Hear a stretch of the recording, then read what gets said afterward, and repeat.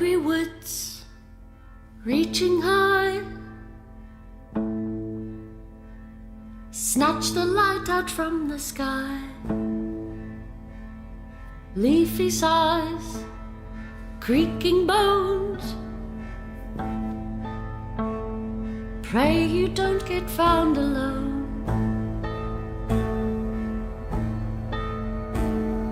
Crickly crack, the branches pop, it grows the night that never stops. The tree that leans with twisted grin, her limbs are thrown, her soul is sin. Underneath the crooked moon stalks the king on cloven hoof, in pale decay and empty gloom. He comes for you.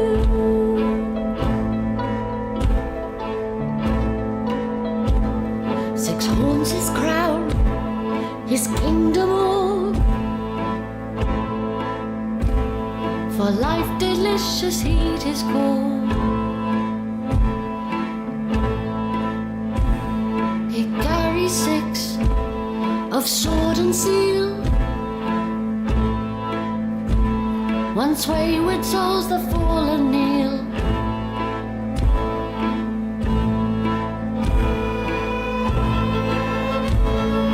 Run, don't shrink and cower, join us at the witching hour. Skip and sing, thrashing light to smother the shrieks of endless night. Dance beneath the crooked moon, and rising rapture hand in hand, from pale decay and empty gloom, we'll comfort you. May our light embrace you too, and pierce the edge of midnight soon, to wake us blaze an ashen gloom. The crooked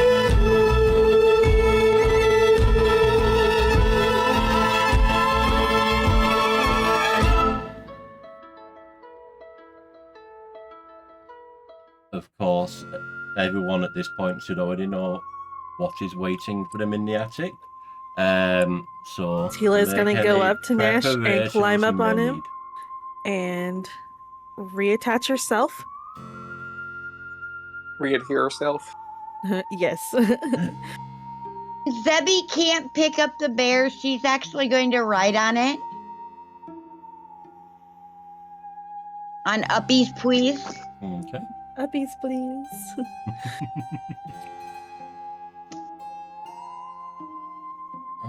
She'll pick up a tuft of his fur, but that's it. That's all she can do.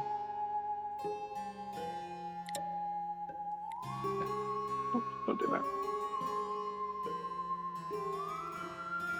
What is our party doing at this point? How's everybody looking health-wise? Tila has 22 out of 28, so she's okay for now. I have 24 out of 45, I think. I'm at 8 of 35. Oh, Oh, That's awful deep.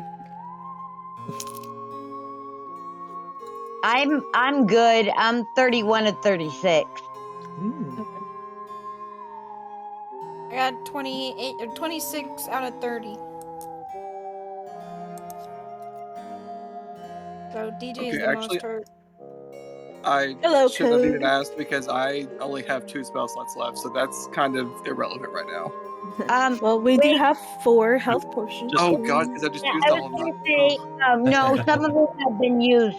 But I'm going Oh, to notice how rough Nash is looking, and I am going to give him my potion of healing.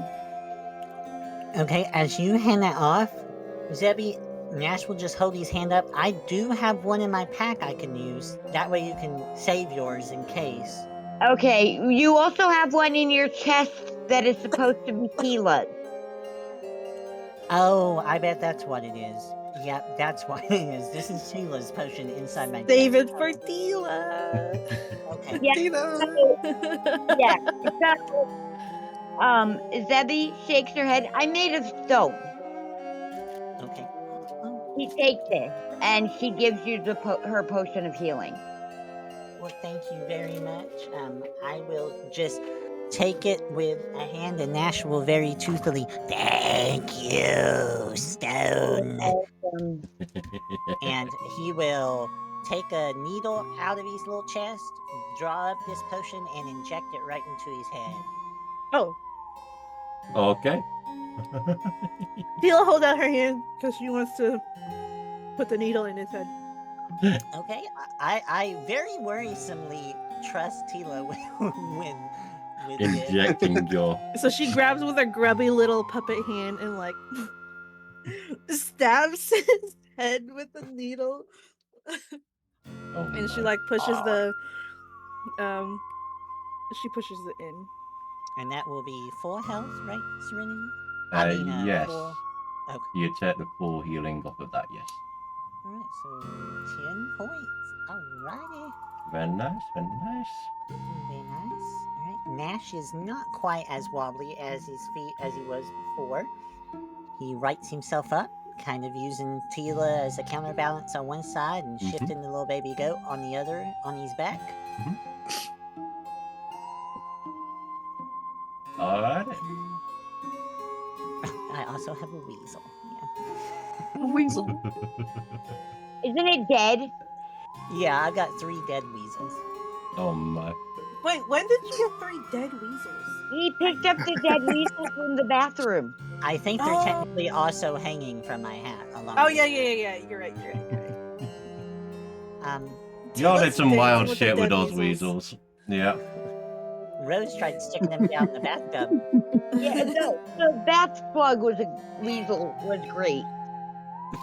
Didn't try. I did stick one down the bathtub. It took me And then we also sent one a in second the turn, but I did it. and also where the shower head was. Oh yeah, in the shower head. What about in the sink? We didn't do that in the sink. No, we didn't do it in the sink. No, Too we gave many up that point. hoes. Yeah, too many hoes, not enough weasels. Nothing you did in that bathroom would have prevented that blood from spilling out. It would have come from somewhere. You could have blocked every single hole in that bathroom and a pipe would have burst in the ceiling or something. It was not happening. Even our own. Hey, we got the door open, okay? That We was the got way the out door of there. open. And it's a good thing you did because once that blood had reached the ceiling, everyone would have had limited time based on their constitution score to hold their breath. Hypothetically, if we had plugged every single hole in that bathroom, Yeah. where would the blood have come from? A pipe would have burst in a wall or a ceiling. Okay. Yeah. Interesting. It was getting in there no matter what you did. With plugging holes, basically. The solution there very much was get through the door, get out. Just so you know, we're not even like 5 minutes into it, like our actual session, and DJ already has a quote. Yeah, sounds like DJ.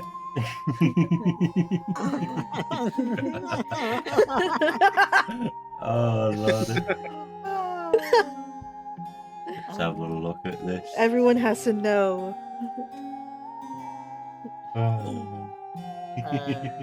So, if I can over the table, because I did miss that session a little bit, what or do we have remaining of the items we were trying to gather? Got them all. Oh, we got it. Okay. Yes, you have Yeah, all we're the putting on items you need. So you have found the cup from the spirit in the conservatory, the key from the piano, the gem from the phoenix. Was it phoenix statue? Yeah. Peacock. The peacock statue. The doll, which was the little girl who was scared of the lurker. The pin from the spirit who stabbed it into the bear once it was released, and then finally the bear that you found here. And I just remembered I haven't bought the music pot in, so I'm going to do that now while you're all doing what you're doing. Welcome back, Sarah. A piece, please. Uppies, please. That's That's Debbie's writing on him right now. So they're grouped. Alright. Oh, C's back. Gee, Welcome back. yeah, I'll have to pull up Uppy's Please's house. He wasn't. So, how are you looking after having that healing potion, dude? Oh yeah, some of his orangeness has come back. He's Cool. not quite as pale. Very nice. And with his companions, Nash is just kind of going to understand they've got the required components, and he's just going to, where now? Up the loft we found in the other room. To the attic. So Zebby's gonna kind of nudge and ride Uppy's please where the door and start leading the way on the bear back towards the trap door. Just So, go upstairs. Oh, the hag's up there. That's what it is. yeah. Just try to remember what exactly was up there. It's the hag. Yeah. The queen is up here. The queen. Do we The need green a- queen. Yes, you learned that It's during not a your giant weasel. seance I'm going on to the be first upset. floor. And then To be fair, Lyra he is was only following, being I'm rogues. assuming, as well, yeah? So Zebby is going to. Is the trapdoor open? I can't remember. Right now it is not open. There is, however, a pull string hanging from it that would allow Okay. you to pull it open. Well, Zebby is going to look at the trapdoor and figure out which way it opens. Get off of Uppy's please, and oh, that didn't unlink. And get off of the bear, fly up and pull it down so that she is behind it as it opens, Yeah. in case something jumps out. Alright. What do you mean by that? Sorry, just for what you put in the chat. Said redeems unavailable. Oh, you. Okay, it's to be pinned. Okay. Yep.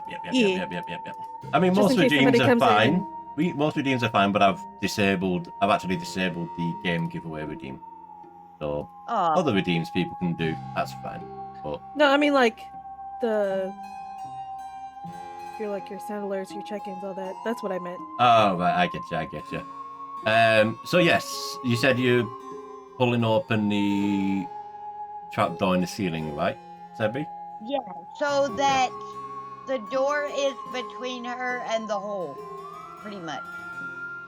Okay. As you pull open this trapdoor, there is a square opening for the door above you as a ladder slides down gracefully.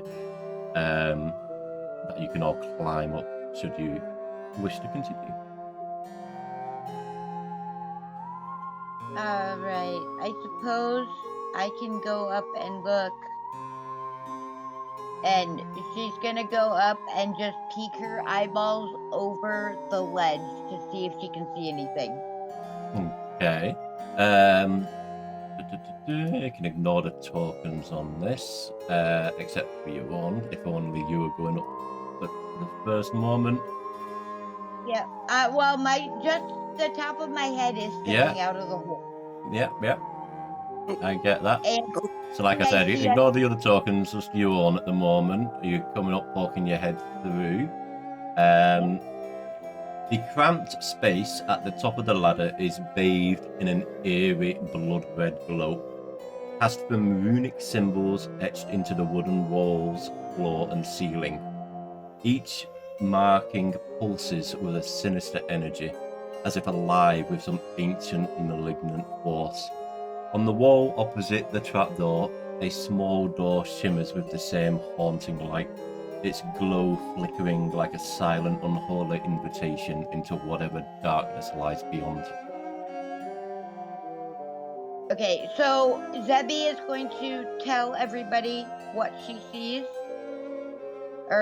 And then she is going to take a deep breath and go up so everybody else can come up. And is everyone else also coming up at this point? Well, Tila's waiting for Nash to come up. Okay. Nash will approach this strange wooden tree. And I will wrap my arms around it and kind of, expect it to pull me up, Mm-hmm. Caress it like a lover. caress it like a lover. And then when that doesn't work, I will follow Zebby's lead and kind of very cumbersomely climb up with Tila. Okay. Lyra kind of follows Nash, but she kind of is almost waiting for him to fall off the ladder as he climbs the ladder. Just waiting to catch him. Nash Alright. looks very longingly at Zebby and Lyra's wings. Bring their names into view a little. When Tila sees Zebby and Lyra uses their wings, she flaps her arms as if she's flying, since she's taking off from Nash. I like it. So yeah, she's go on. Lyra molt at one time. Molt. Yeah, did she have an issue where she was losing feathers? No? I don't Oh, recall that. No. No, okay. Yeah. I got confused. It was my character, she was throwing up feathers. Mm-hmm. Oh, throwing up feathers. So we got vomit from Ah, feathers. Yeah. We yeah. pick them up and make Tila wings. No. That was a while ago, I think, the feather throwing up though, wasn't it? It was. Tila wants to fly. Fly, Tila, fly. I love it. So yeah, the party is now in this small, cramped room. As stated, there are glowing red runes and symbols all across the walls, floor, and ceiling, and then the same kind of glowing runes and symbols on the door in front of you. Do the runes and symbols look familiar at all? Not to you. They don't seem to make any sense to anyone in the party. They're clearly magical in nature, but that's about all you can glean from understanding them. But you do get a bit of a feeling of unease at these symbols. You can tell these are not the kind of magical symbols used in typical spells. These are very dark and ominous types of runes and symbols. Whoever wrote these are far more literate than we are. Tila's illiterate. She can't read. Never seen these letters before. These letters are not in my alphabet. Once everybody's up, Zebby is going to point at the door and goes, "We're probably going to have to go through that way."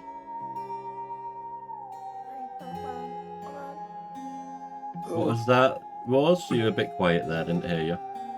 So sorry, that was loud. My bad. Oh, you're okay. I didn't even hear anything, so... Scared me. I'll send Uppies please through the door if it opens. Uppies, please. Sacrifice there. The door does not open. Oh, it does not. No. Okay. Open, please. Oh, The trinket. oh. Is there a gap in What, in the door? Laura wants to take all the items and put it next to the door. Ooh. Yeah, is there a place we could put them? Like anything we notice? So, let's start from the beginning here. So, Tila, you are, examining the door? Is there a gap in the door? Yes. There are no gaps in the door itself, no keyholes per se. However, as you are looking at the door, you do notice that in the runic symbols on the door, there are 6 spaces perfectly sized for 6 items to be placed. She swings or she turns around, as she's hanging off Nash, and she points 6 spots. it's items. And Lyra pulls out the Weasels. teacup, and she has the teacup. She I'll, puts the Debbie teacup friends on what the she door. had. I'll give mine to Lyra. Yeah, so will I. I'll hand the pen over to Lyra. Now Lyra kinda remember, looks at y'all. remember Y'all can put it on. remember on the teacup you did tie the green ribbon you found to the teacup. So, are you leaving that on the teacup, or are you removing it before doing anything with the teacup? Remove it. Okay. I'm gonna keep the ribbon. I don't want to put it on now, but I don't think we should. Alright, so who has the items and what are you doing with them? Tila has no items. She doesn't need to be trusted with items. Debbie handed hers to Lyra. I think she's got 2, maybe. Okay. I don't remember. Let me check my inventory. I think I wrote it down. I gave you the bear as well. I mean, if everyone's in As a- agreement that they're giving them to Lyra, we don't necessarily need to worry about who has what specifically. If everyone is just giving what they have Oh. to Lyra. So everyone who has items hands them over to Lyra. And what is Lyra going to do with these? Lyra kind of looks at everybody. Why do I gotta be the one to put it all on? I don't want to do this. I don't know, you're closer. You spoke up first. Wings. Lyra Because you're so carefully smart. sticks, each of the items on, but until it gets to the last one, she kind of looks back at the group and she says, "Are you ready?" Ember Here, gives a thumbs put up it with a in smile. And Zebby opens a hand, or offers her hand to put the last one in for Lyra. It's okay, she got it. Lyra sticks the last item on top. So as you place each of these items in their respective circles, they are held in place by the magics of this door. And as you pop the last one in, the runes on the door glow even brighter for a moment before fading. And to your surprise, all 6 of the items that you placed fade with the runes on the symbol, as the door is now clear of any runes. That door ate him. And seemingly is now able to be opened. Let me just read this as well. Because actually I didn't realise there was actually a description here for what happens. Where the 6 mementos are carefully placed into the vacant slots within the glowing runic circles, the room fills with a rising arcane energy, the air crackles and the barrier before you shimmers, wavering as if resisting for one final moment before fading into nothingness with a soft, eerie hiss. The door, now unlocked, creaks open, revealing the next room. Let's go in. She points. Tila points to the open door now.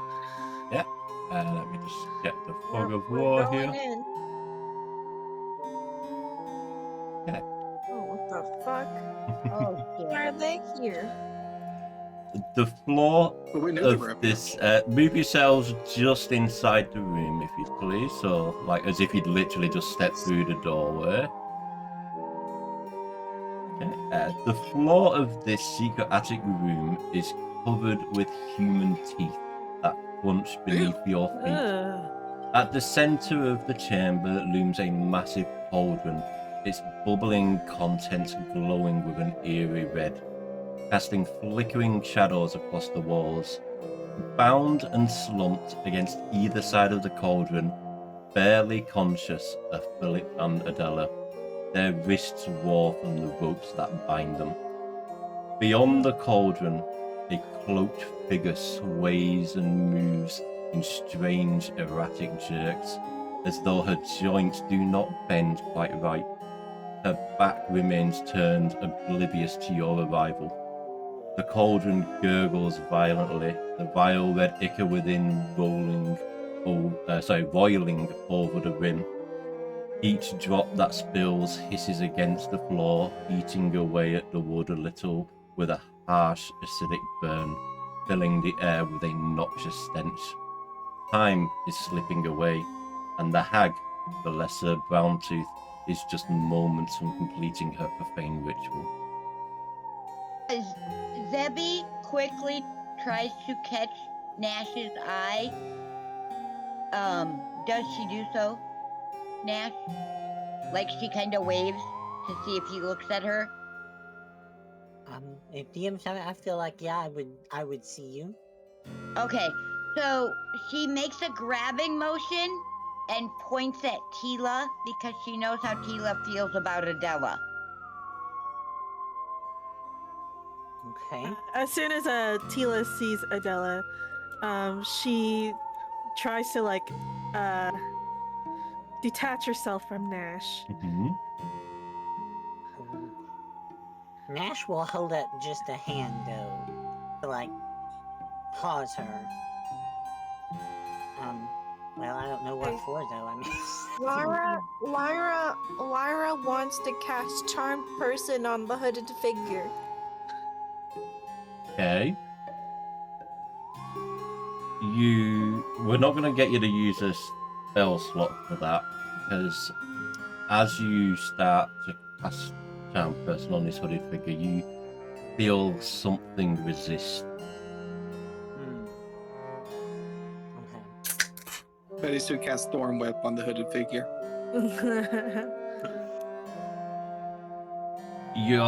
Is there any possibility I can let Tila go before that?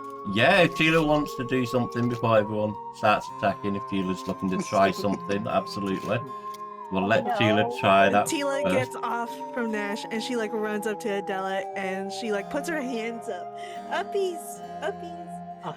Okay. As Tila.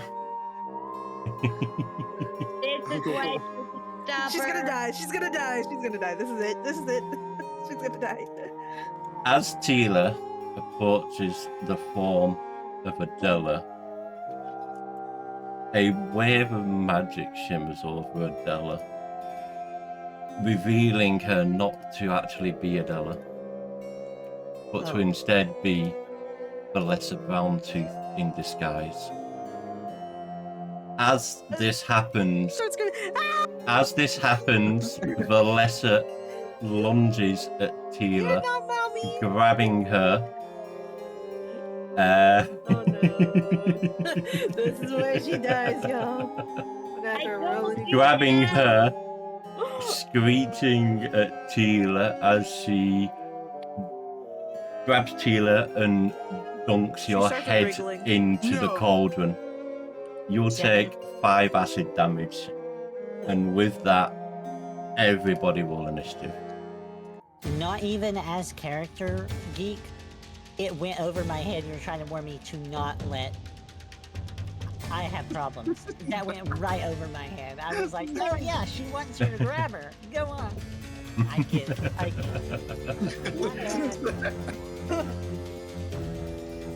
Oh, that one! Oh my. Alright, give it to me. Roll D100, right? Just to double check actually, because I couldn't remember, but does Tila still have the Grim? And does Ember still she have Buddy does. with her? Wait, no. Hold on. Let me double check that. Like, for the one we know, Ember, do you still have Buddy with you? Or did he get left on a previous floor? I left him on the previous floor because I did not want him to die. Okay, so he is Okay, yeah, not gonna be The here. Grim is still there. Okay, the Grim is still here. I added the Yeah. tokens but hid them because I wasn't sure. Yeah, he's there put until your Grim either wherever you want. His health reaches 0 or Tila tells him to go away. But Okay. she doesn't, so. And then just to double check, the Grim and Uppies, please, they both set their turns immediately after you guys who Yes. they are with. Okay, so I don't need them on the encounter list. Alright, let's have a look, see here. So, Betty Sue with a 20, Lyra with a 19, Ember with a very nice 25, Zebby with a 22. Not bad, a lot of your frontliners have all got high scores, which is nice. Nash with a 19, and Tila with a 4. But not only a 4, but a nat 1. So Okay. go ahead and roll on the D100. In fact, are you currently under the effect of something at the moment? Yeah. No. No. Okay, so yeah, you would roll on the 50. D100. A solid 50. Bear with it. Oh, that's the wrong page. That page. So, 50. Let's see.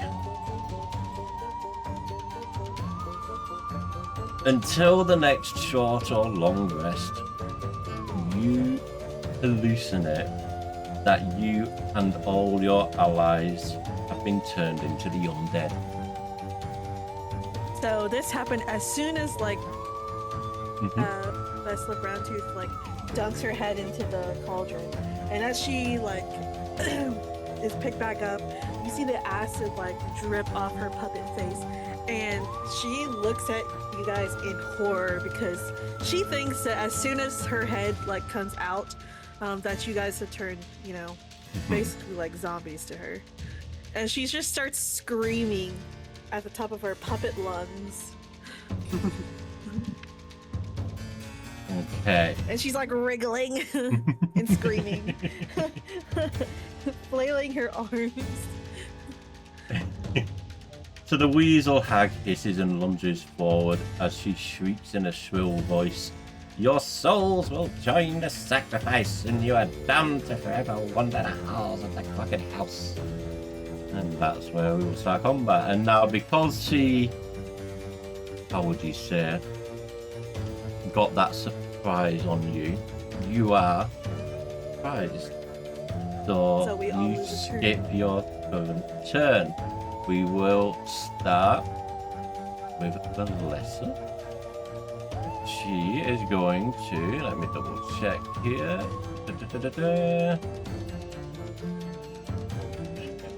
She is going to multi-attack. Actually, yes, she's going to multi-attack. So she's going to make a bite attack against you, Tila, as you are the closest one to her. And annoyingly, it doesn't give me the buttons for some reason to roll this. Oh, wow. Let me see what happens if I open it. No, it doesn't. Okay, so I'll just have to roll this myself. So, That's annoying. yeah, a little bit, yeah. So, oh, you might have gotten lucky here. Does a 13 hit?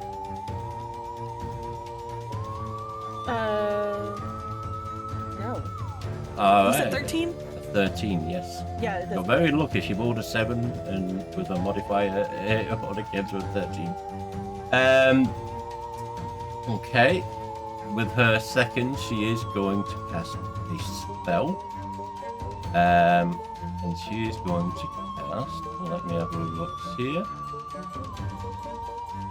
Blindness / deafness. So, I want you, Tila, to also roll a Constitution save, and you will need 13 or better to succeed. Oh, that was a 2. Very well. You have the blinded condition. Okay, good. She can't see her. You have the blinding condition for up to 1 minute. At the end of each of your turns, you can try to save again, and if on a success, the blinded effect will cease. With this as well, Filthy Jasper has crawled out from under a table on the opposite side of the room. Still looking kind of beat up from earlier, as he is going to rush up to the Grim here, and he's going to attack the Grim, and he's going to multi-attack, and for some reason his sheet does have the buttons for me to push, which is nice. That'd be an 11 to hit. Would that hit the Grim? Grim. Oh, I need don't to know change the where music his- here as well, actually, because yeah, in and fight. So You said 11? It does not hit. 11 doesn't hit. It's gonna strike again. A 21 to hit. That does. Okay. The Grim is going to take 7 points of piercing damage, and if applicable, 1 psychic damage. How many seconds? 1 psychic, so 7. Did I say? Yeah, 7 piercing and 1 psychic. If the psychic is applicable to something like the Grim. Yeah. I'm gonna have to keep track of his health points now. Okay. 7 piercing, 1 psychic. Yes. Okay. And then, since it is technically your turn, even though you have to skip it, you can make that save again. Okay. It's a 5. That does not save. You are still blinded. What is up with my rolls? Next As long up, as it ain't me this time. next up, we have Ember. So now, Ember, you can go ahead. I'm gonna go up to Tesla. Mhm. And I am going to. I don't have any more rage. I do not, so I'm just in my tiny little form. And I'm gonna hit her with my great sword. Okay. So let's see. It's a 25 hit. A 25 will hit. And 13. Okay. We'll just double check if she has anything she can do there.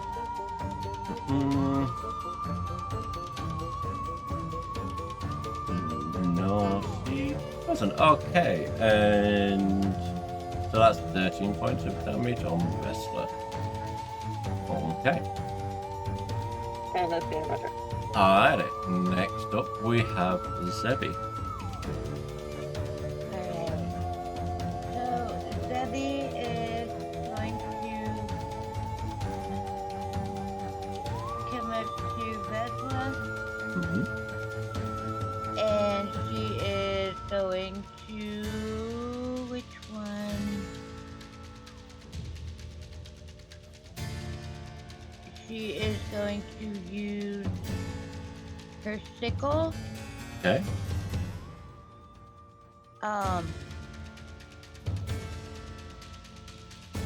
And yeah, alright, hold on. Where is it? Oh wait, never mind, it's not equipped. So, never mind, she's gonna use her great axe. Okay.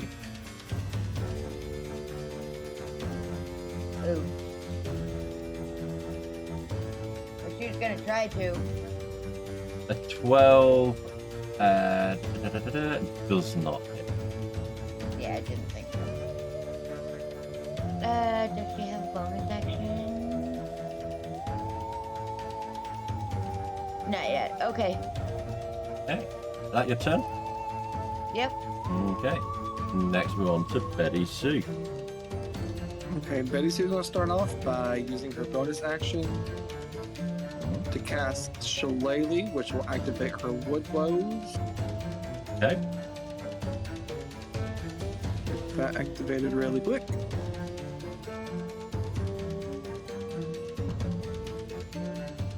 Luckily, it's very easy.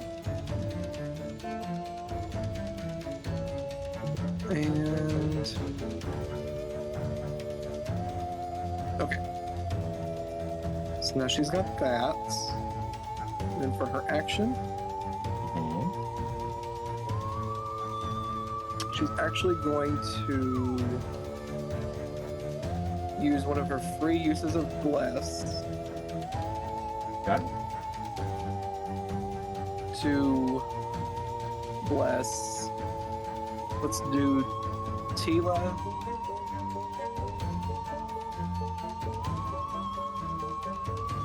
We'll do Tila and Brinzit. For the Okay. bless. And do we go ahead and roll that d4 and have them keep that in mind, or have them roll it every time?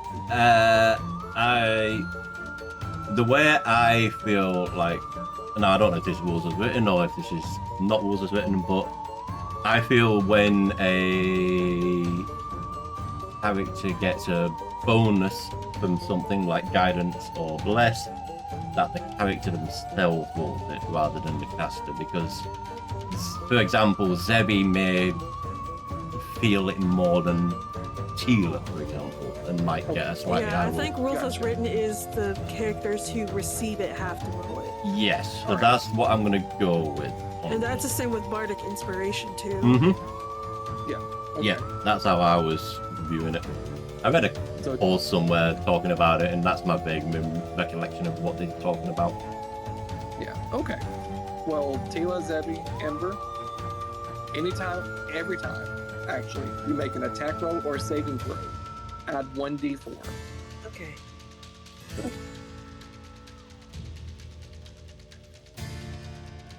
And that'll be my first action. Mm-hmm.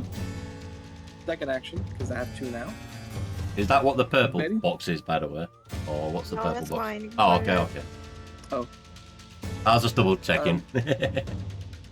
Betty Sue, having seen Adela turn into Vesla, Mhm. doesn't trust that Philip is actually Philip. So Say she's gonna again? rush over to Oh. Philip Mhm.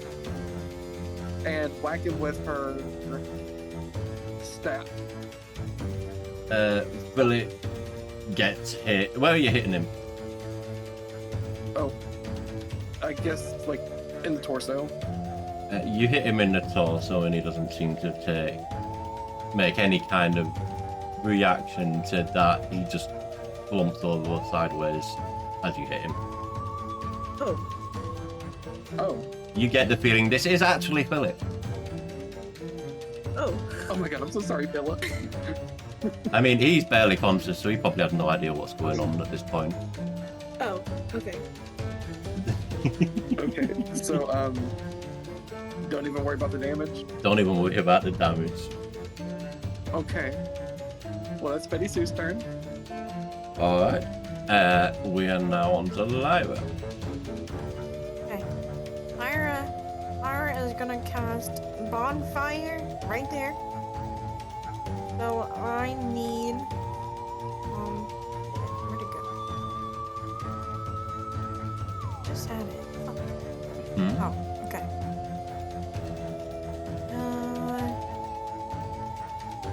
Any creature in the bonfire space when you cast the spell must succeed on a dexterity saving throw.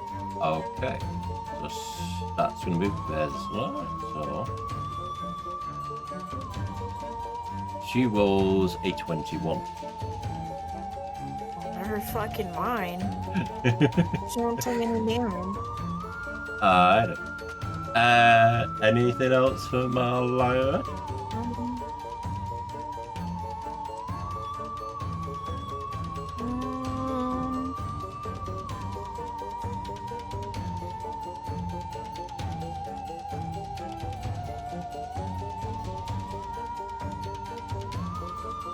Oh, I guess not.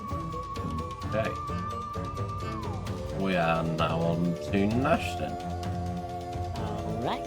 As a bonus action, I'm going to cast my effigy. Mm-hmm. Okay. I don't have to put the circle up here if we don't want. I mean, it's a 30-foot radius. So, Bloody hell. yeah, Yeah. this will fill everything. I was just Yeah, don't worry about it. it there. Does the bonfire persist, by the way, or is that gone once it's finished casting? No, it's there. Okay, so it does Yeah. persist, okay. I'm going to put the effigy right here. Nash is going to rip off a little pumpkin-shaped wicker and throw it right there. Okay. And I'm going to target Tila with it and roll for healing because this is going to be a soothe effigy. That's 5 points of healing to Tila. Very nice. Hila doesn't see it, but she feels it. She feels that acid damage she took earlier, soothe and regenerate. Yes. Wonderful, Her, wonderful. her face, her puppet face is no longer like melting, quote unquote. Good. And then Nash is going to rush right to about here. Okay, And I want to cast Thorn Whip on Vesla. okay. Okay, roll a hit. Oh. It's a 23. Oh, I see what you're doing. I see it. I Thorn am a whip, little nervous though. it's Yeah, okay. And it does say On a hit, they take piercing damage, and if they're large or smaller, I can pull it up to 10 feet closer to me. I'd like to try pull her into the cauldron. You want to try pulling her into the cauldron itself? Yes. Okay. That's fine. Just to double check, what type of damage did you say this was? Piercing. Okay. Right, okie dokie. So, give me the damage for that then. Oh, alright. 6. Okay, so she takes 6 piercing damage, and where are you trying to pull her? Like, how close? Like, literally right on top of the cauldron there? Right inside the cauldron. I'm gonna pull her so she tumbles into it. Okay, she... Yeah, no, that's fine. She's going to get pulled towards the cauldron, and while she's not going to fall in the cauldron, like her top half is just kind of going to bend over and almost splash into the cauldron. As she gets yeeted, because this is a large cauldron. This cauldron is probably at least just up to your stomach, chest, kind of, where your belly and your chest kind of Way bigger than meat. Tila, that's for sure. Yeah, but she picked you up and dunked your ass in there like a pro wrestler. She will take some damage from being splashed with it. Let me double check where that was.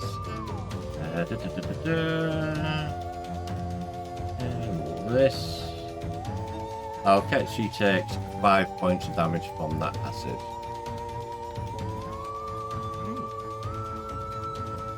That's good. Nash will end his turn. I'll send Uppies please down to push the rest of her into this thing.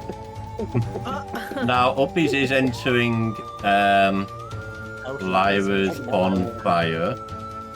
And I would say there's no space above her there. So there's no space here. No space above the bonfire, so he would have to go into the bonfire if he wanted to do that. Gotcha. Yeah, he'll go into the bonfire. Okay, so what does he take there, Lyra? What does he have to do with that bonfire, if anything? Let me see. So, any creature in the bonfire space, when you cast this spell, okay, that's when I cast it. The creature must also make a saving throw when it moves into the bonfire space for the first time on its turn, or ends its turn there. So you need to make a dexterity saving throw. Okay, let me look at his dex. Okay, he doesn't get any extra on it. Alright. Okay. Not 20. Nat 20, 12. Oh, it needs a 13. He failed. Let me double check. I don't think he gets anything on there. Yeah, nope. 6 damage. Well, Okay. Alright. Okay. And he will just kind of, as that hits him, make a little bear growl, and then I'll try to push the rest of her hunk into the cauldron. Because of the size of the cauldron, she's not going to get pushed into it. She will get pushed against it, however. So, if you want to roll like an attack, then we'll call the damage if it hits a bludgeoning damage for her hitting the side of the cauldron. Okay. Roll for bludgeoning. Oh, there's a little bit of an echo, Wilson. You might. Yeah, I can hear other people speaking and myself.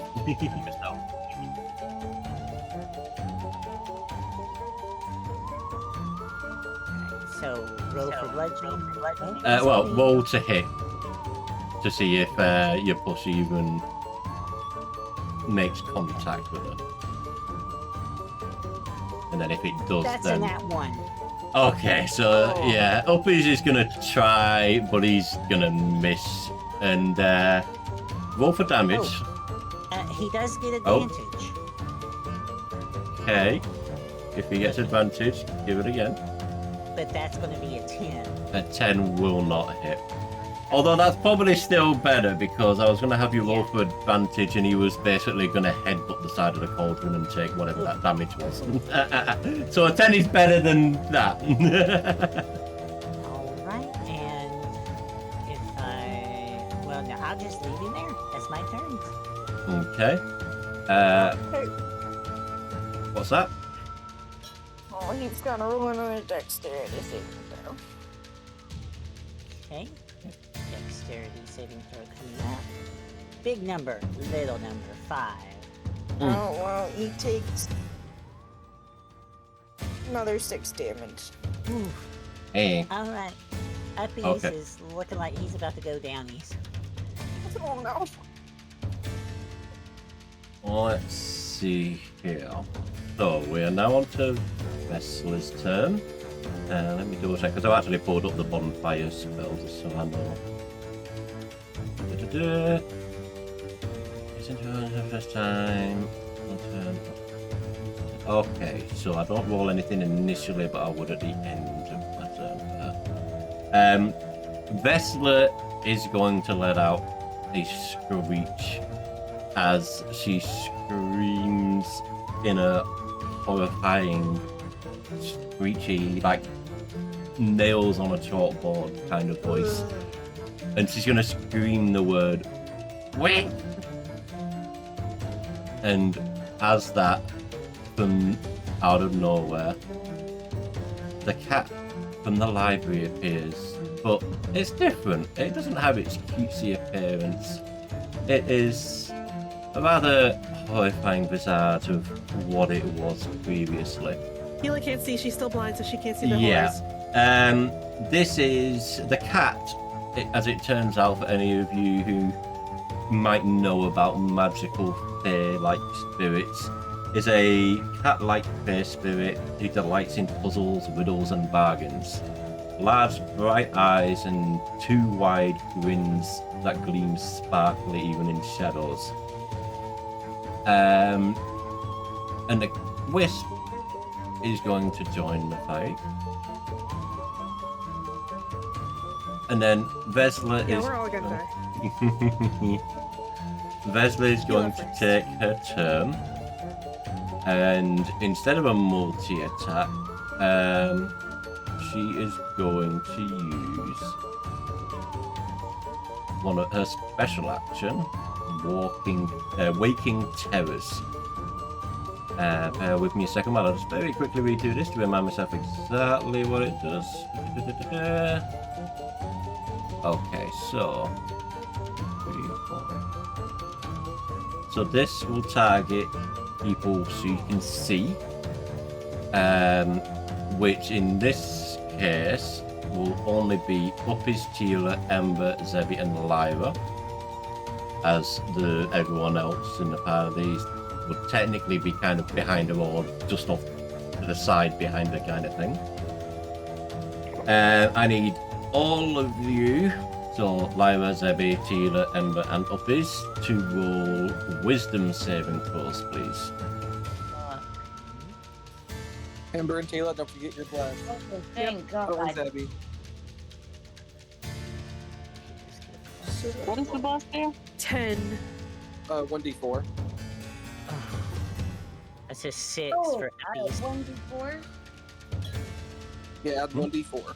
I will tell you the save for this is 13. Ooh, fail for Uppies. Fail for Tila. Okay. I could even without the d4, but I'll go. Ember would also fail. Say that again. Well, Zebby, yeah, you got an 18, so Zebby succeeds, and it looks like everyone else fails. So all of you who have failed. Ooh, okay. This is gonna be fun. 14 points of psychic damage. You all have the frightened condition. And while frightened, you perceive your allies to be enemies as if born from nightmares. However, you are not compelled to act against or harm them. At the end of each of your turns, you can repeat the save, ending the effect on yourself, and it will end automatically after 1 minute otherwise. Okay. As for Zebby, who saved, you will only take half of that damage, so 7 points. But you are not frightened and you do not perceive your allies to be enemies. How much full damage did we have? 14 psychic. Oh wait, I'm resistant to psychic, so I Oh, okay, so you would take half of that as well. back. Yep. Yeah. That will be her turn. Actually, no. She is going to bonus action shapeshift, and she's gonna shift into the form of a tiny weasel. Let me double check. Yes, and she's gonna move away from you guys without provoking any reaction attacks, and she's gonna move down here and move away from the cauldron after being attempted to be pushed into it twice, where she will then revert back to her regular form. And that's hers. Filthy Jasper is going to continue to attack the Grin. And multi-attack again. He's going to use 2 rend attacks. The first will be a 19. That hits. And that will be for 5 piercing and 1 psychic. Okay. And the second one is a dirty 21. That definitely hits. And that will be for 7 damage. Sorry, 7 Alright, so the piercing Grim- and 5 psychic.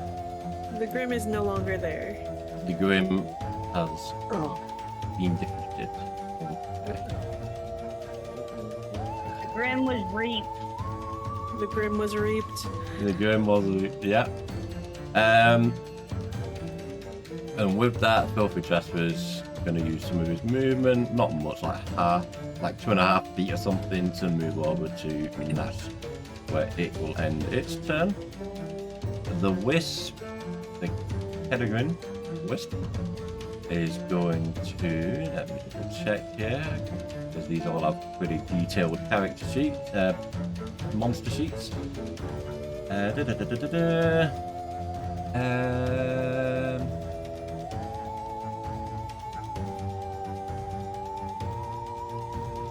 The Wisp is going to move over to Lyra and is going to use his action to use his ability Consume Voice. Lyra, I need you to make a Charisma saving throw, and you need to get a 14 or better to succeed.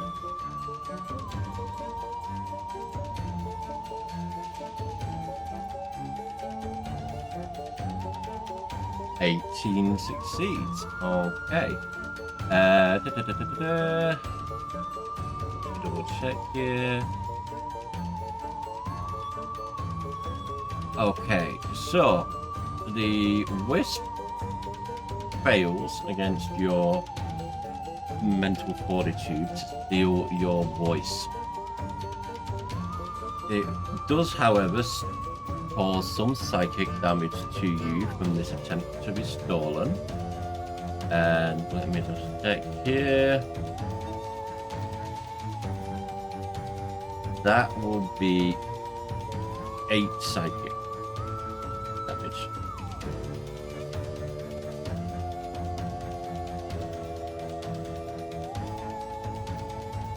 And Ooh.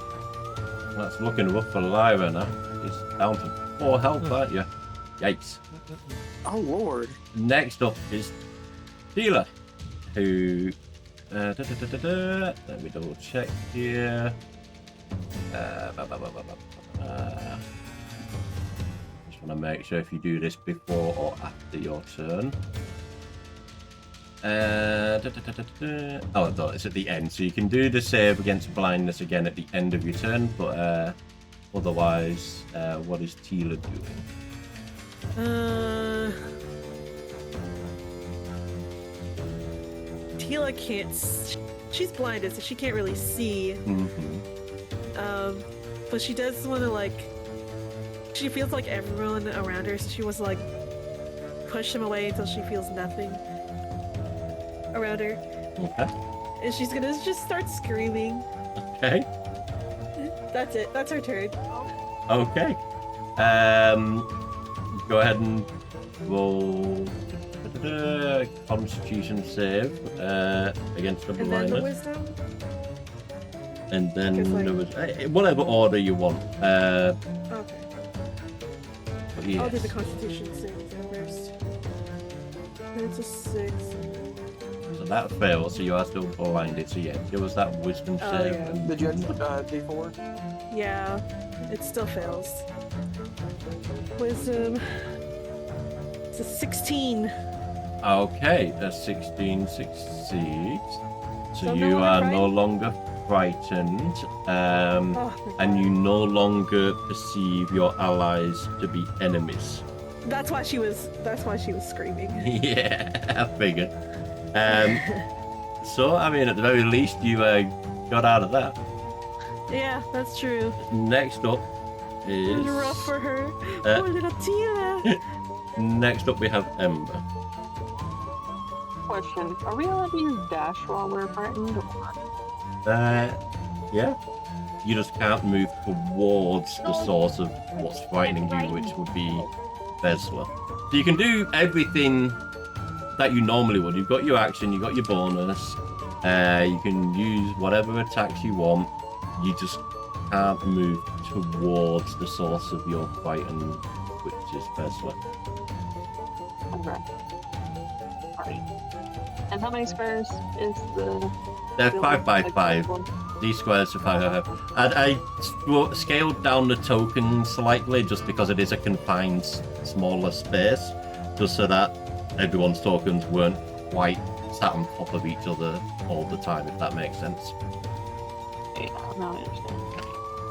Alright. Ember starts screaming and she starts running this way.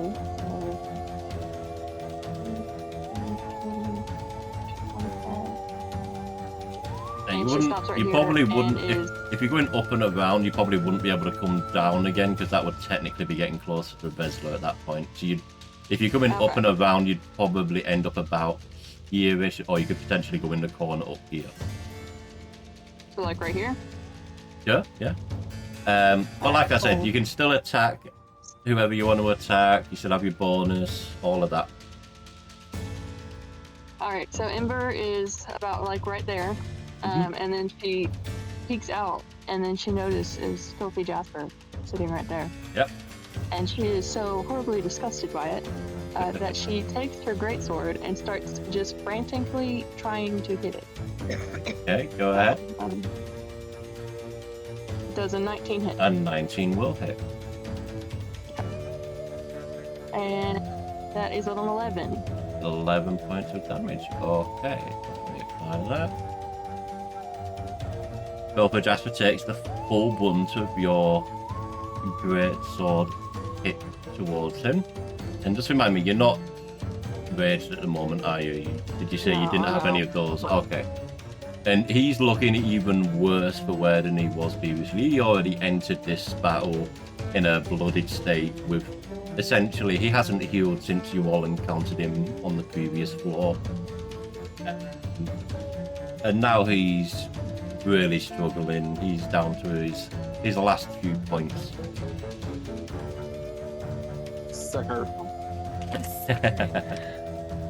And I should also use my. Do I do a wisdom saving throw? Yes. For the effect of the frightened, go ahead and make another wisdom save.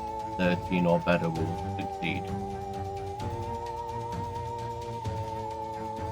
I'm not even gonna try for the wisdom save. That was a Alright, 3, let's so. Did you have to do That's four? I don't think that's gonna help. It might Thank you, help. Ari. You're welcome. Is that your turn? Oh, no. Yeah, that's the end of my turn. Okay. And now we're on to Zebby. Alright, so Zebby's gonna move away from the cauldron slightly, and she is going to use the fire her crossbow, and she's got the 1d4 as well. but I Just to don't- double check, sorry, who are you targeting with this? Vespa still? Oh, I'm not frightened. okay. Oh, no, you succeeded, didn't you? Yeah. Sorry, so 12. No, 14. Oh, 14. That does not hit. Damn. No, 15 or higher. Anything else from you, Zebby? Yeah, I'm just going over to my Yeah, bonus action. That's All fine. right. Oh, that was attack. This one. 1d10. Alright, I'm gonna use a bonus and do a second wind. It's a 1d10 plus 4, so roll a d10. 14. I Okay, got math. very nice. So if I remember, second wind, that heals you for that amount of time. Yeah. Yeah, very nice indeed. Alright, and I'll end my turn. Okay, we are now on to Betty Sue. Yeah, you don't make a save at the end because you didn't get mine, so yeah.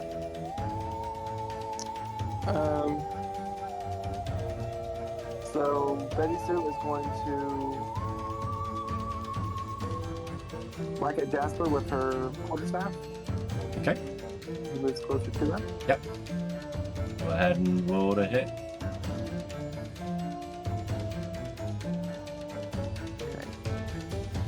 Oh, that's an L1. Ooh. Yeah, that doesn't hit. And remind me, are you afflicted with a curse? Yeah, I really want his brain. Alright, so you already have one of the chaotic curses, so we don't re-roll that for you. But yeah, that did not hit. Okay. Well, she's going to try one more time.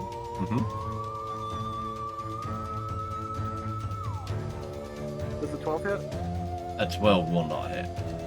Okay. How about... Do you have any? Oh, wait, no, I don't have that. Why am I trying to roll that? No, ignore that. I don't have that. Wait, what? Never mind. I don't have bless. Oh, I was about to say, remind me who had blessed, but I think it's Ember, Tila, and Zebby, isn't it? Yeah. So yeah, that did not Wait. hit. I rolled Anything the else? wrong Did you Never roll the mind. wrong thing? I'm rolling so many wrong things. What wrong It's thing did crazy. you roll? I found out they actually have a +7 and not a +5 to my attack rolls.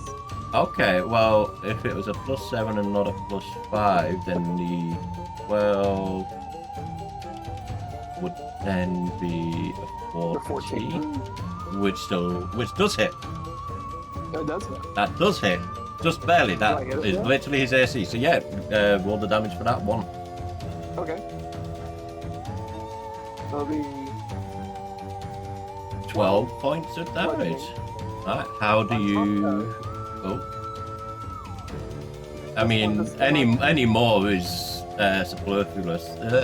Tongue tied there, because he's dead. okay. How do you defeat Goffrey Jasper?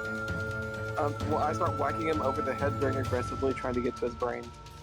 Alright, and he is reduced to a mound of pulp on the floor. Right.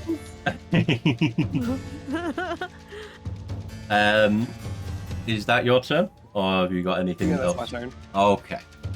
We're now on to Lyra. I just realized I was muted this whole fucking time. And nobody said anything. We didn't know Um, because you weren't saying Yeah, anything. I was talking since before my last turn. But it's okay. Sheila is gonna cast Ice Knife on this little fucking thing. Okay. Cool.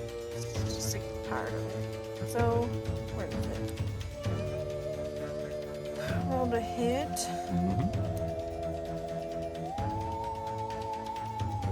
Is that a nat 20? That was a That nat is a 20. nat 20. Very nice indeed. Woohoo! Woohoo!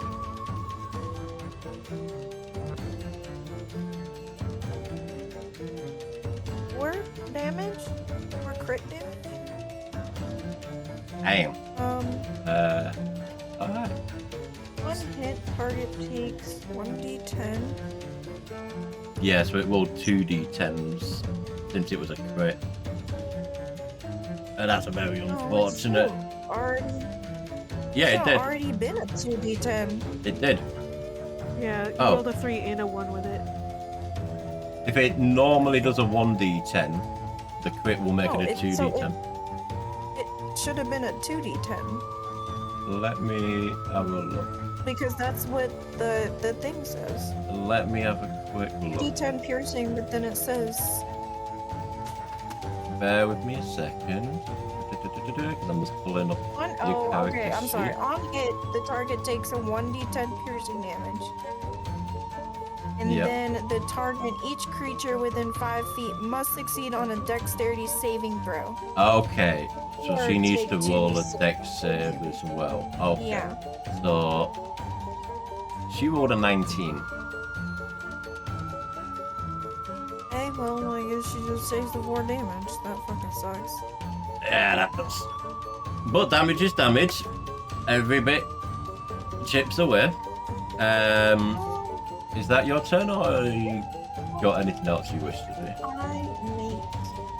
And I don't know if you've used them yet, but have you used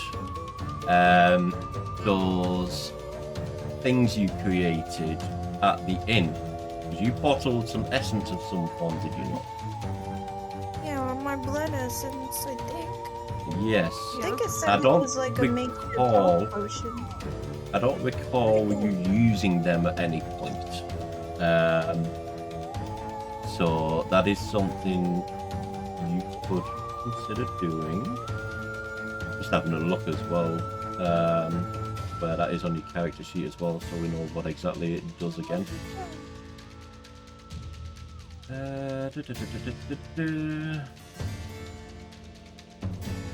Where Where'd is you think that? of- Passion magic. Not that one.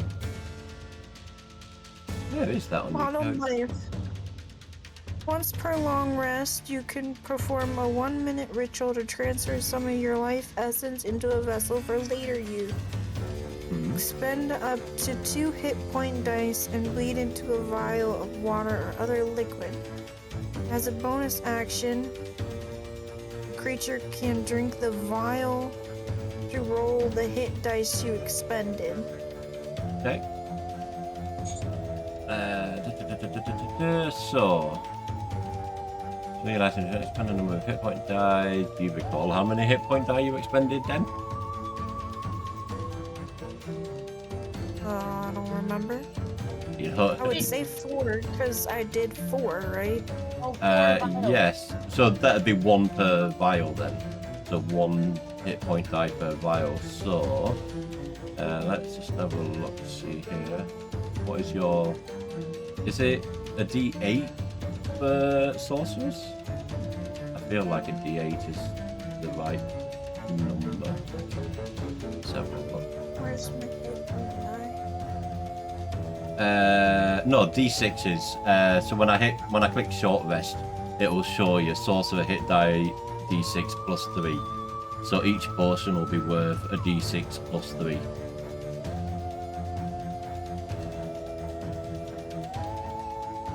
Okay, can I use one of them? You can, and because it's one of your features, it'll just be I'll let you do that as.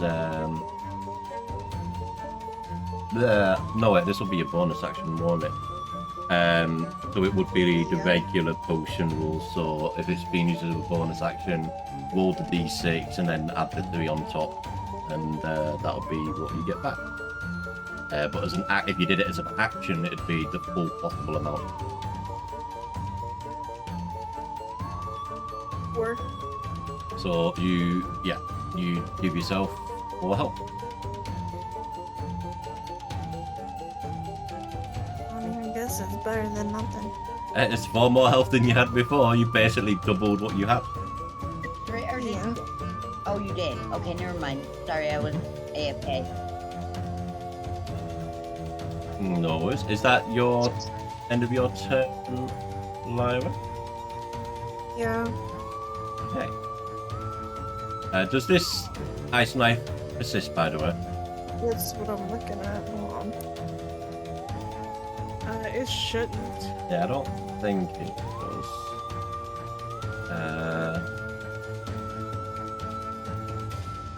Ice knife. No, because it No. explodes. Yeah, so that effect doesn't need to stay there. Nash. If that's Lyra's turn, we are now on to Nash. Okay. How's Vesla looking? Vesla is a little beat up, but pretty okay. Like, she's not what we would consider to be blooded yet, but she's certainly not in peak physical form. Okay. Nash is going to raise his hands as kind of pumpkin vines roll about him. I'm going to wild shape into a pumpkin pile, Okay. so like a crocodile. Oh, right, okay. Oh, yeah, I like it. Yeah, I was trying not to say peanut. Oh my Oh god. my.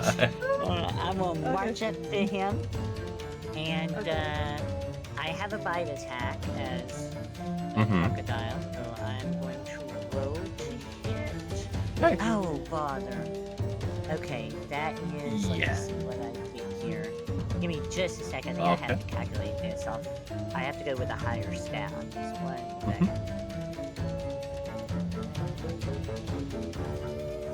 Okay, no, that's just going to be a +4, so a 10 to hit. Does not hit. Alright, and then...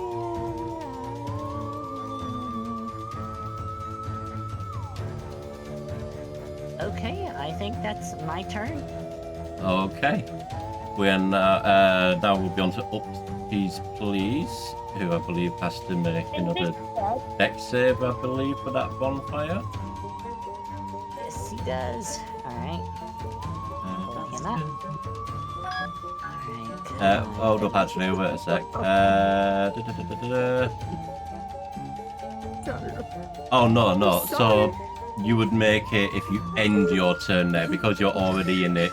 I had Oh, to. right. You'd only make Okay. that save if you moved into it, and then on the end of your turn. So, no, you're fine. If he moves out, that's not going to do anything to him. Alright, I'm going to have him rend attack her. Okay. We'll get that advantage. Very nice. We like an advantage. Yes, we do. Okay, that is... Oh, sorry, I messed up. Okay, a nat Well, that'd be a 20. nat 20, so yeah. That definitely hits. What was that, What Rose? was it? Oh, What? you're right, Rose. Right. I'm not Rose, but yeah. Oh, I Sorry. thought it was Rose. So you can... what? I still didn't hear what was said, honestly. She asked if he was frightened, and I think he is frightened. Oh, he would be, yeah, so he would have actually had to have I moved think so. away. He is a spirit, but I don't see anything on the stat block about being immune to Oh. that at all. Very quickly as well, sorry, Lyra, Rose, do a wisdom save, because I believe you two were under the frightened effect.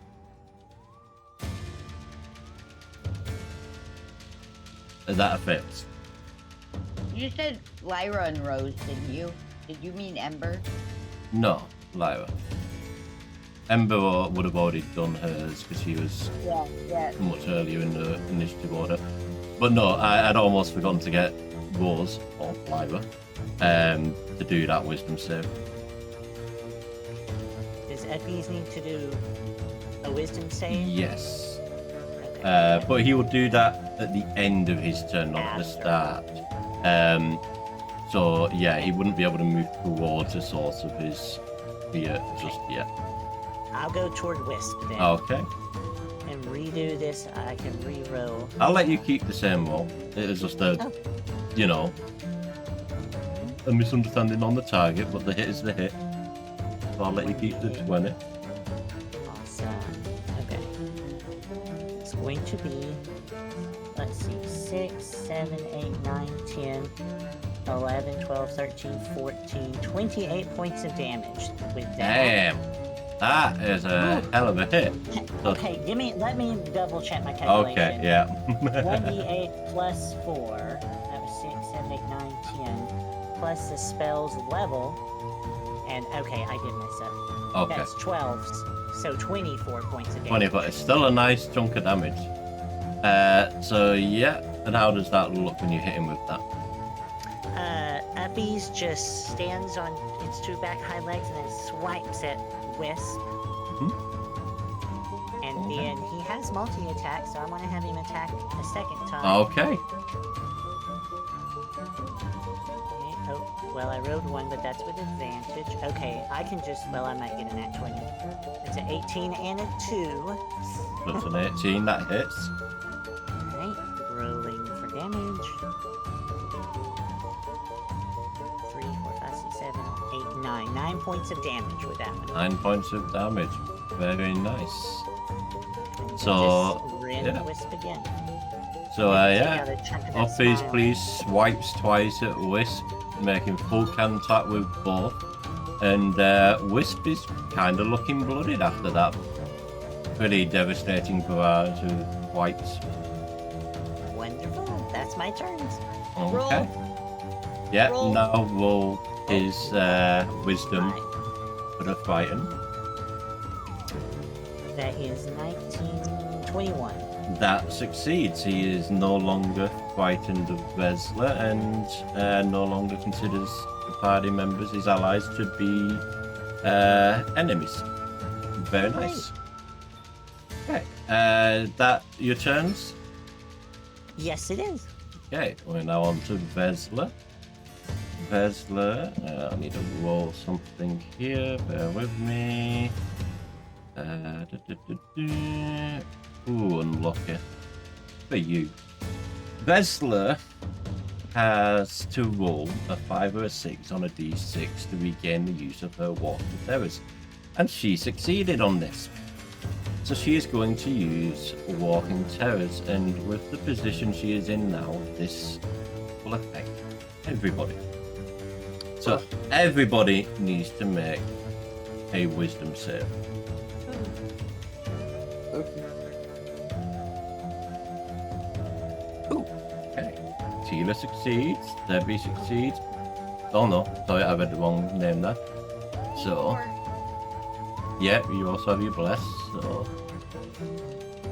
We just need. Like, did Tila save? Tila, you have saved with the 15, Okay. so it's a DC of 13. Failed. So Tila, Betty, Lyra, and Nash have all succeeded. Zebby, oh, you did the bless as well, have you? It failed, yeah. Okay, so Zebby has failed, and we just need. Who am I missing here? Betty, no, Betty Sue, Zebby, Nash, Ember. We need Ember to roll a wisdom save as well. Yeah. And Uppy's please, if he hasn't already. He just got out of it. Say again? Just double checking that Zebby rolled her d4. Yes. Yes. Okay. Ember appears to have got a 6, even with the bless, which fails. And how did Uppy's do? Oh, I forgot Effie's, to be honest. Okay, Effie's is coming up. In fact, for the sake of fairness, I'm going to have Wisp roll as well because he is within view as well, and this does not distinguish between friend and foe. So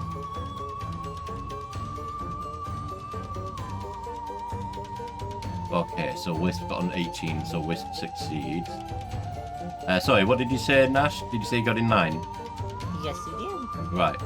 So Ember, Zebby, and no. Yeah, Ember, Zebby, and Uppies all failed. Let me just roll this. You will all take 14 points of psychic unless you have resistance, which is then half that. With a plop, Eppies is gone. Oh, no. Uppies. Oh. Sorry? What was that? Someone said it down? I said I'm down. Oh, Ember's down. Ah, Oh no. Ember has succumbed to this, unfortunately. Everyone else who succeeded, you all take 7 points. Because that's half damage, unless you have resistance, and then half it again. What was the damage type? Psychic. Okay, so I So- take half of that. So Yeah. 4. So you take half because you succeeded, and then your resistance half again, so you get 4. Yeah.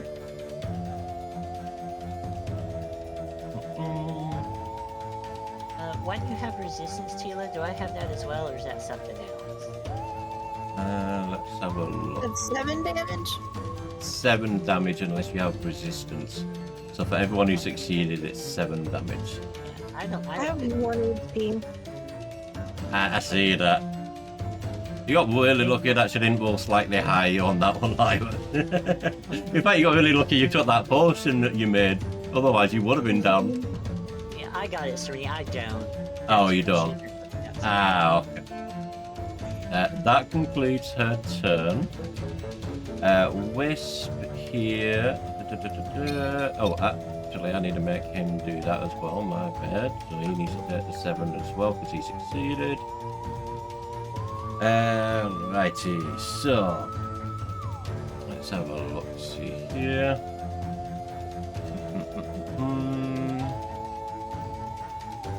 Okay.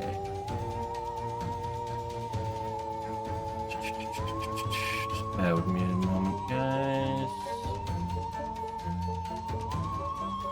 Wisp is going to move towards Tila.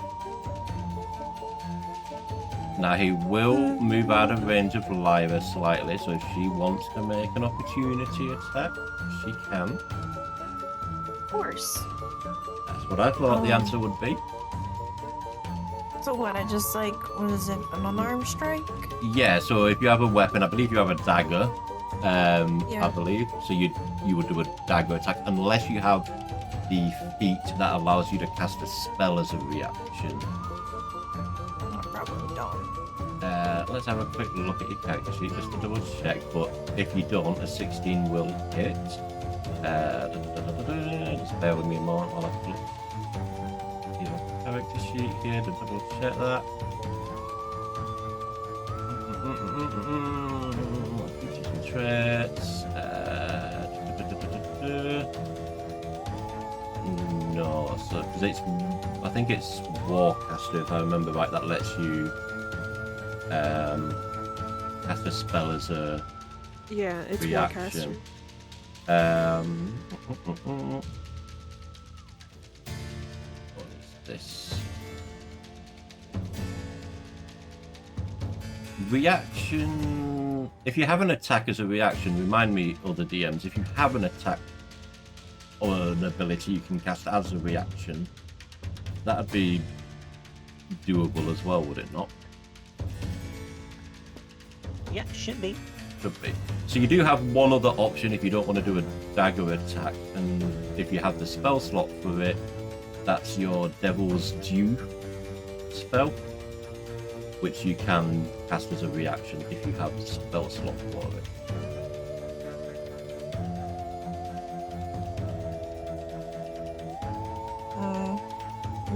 okay. Okay, I'd so rather do the damage than heal. that's fine. I'm pretty sure devils do deals damage, but also No, gives you don't back a do bit. heals. You absorb a measure of a creature's. Oh no, yeah, you're right. That's when someone else gets a hit, isn't it? So yes, 16 does hit, and that's 7 points of piercing, which he takes full damage from. And he's looking pretty beat up at the moment. Not on his last few points, but definitely not faring well at all. He is going to attempt to consume Tila's voice. So Tila, I need you to make a charisma save of 14 or better. Save. I'm gonna use my bless. Okay. Ah, 15. Let's go. That saves. He fails to steal your voice. You do, however, take some Thank you, Betty Sue, for the psychic bless. damage You're from this. Let's roll this. That's 9 psychic damage, but I believe, like you said, you have resistance, so that would end up being 5. Okay. And that will be his turn. And we're on to Tila. Since Wisp tried to take Tila's voice, she's kind of mad, so she takes off her left arm and try to whips at him. Try to, tame the beast, so to speak. Okay. Oh. Can I use my bless for that or no? Sure.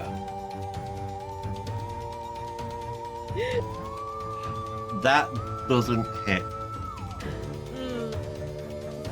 You're blessed. You're blessed. She used a bless. Oh, she did. I saw that now. Darn it.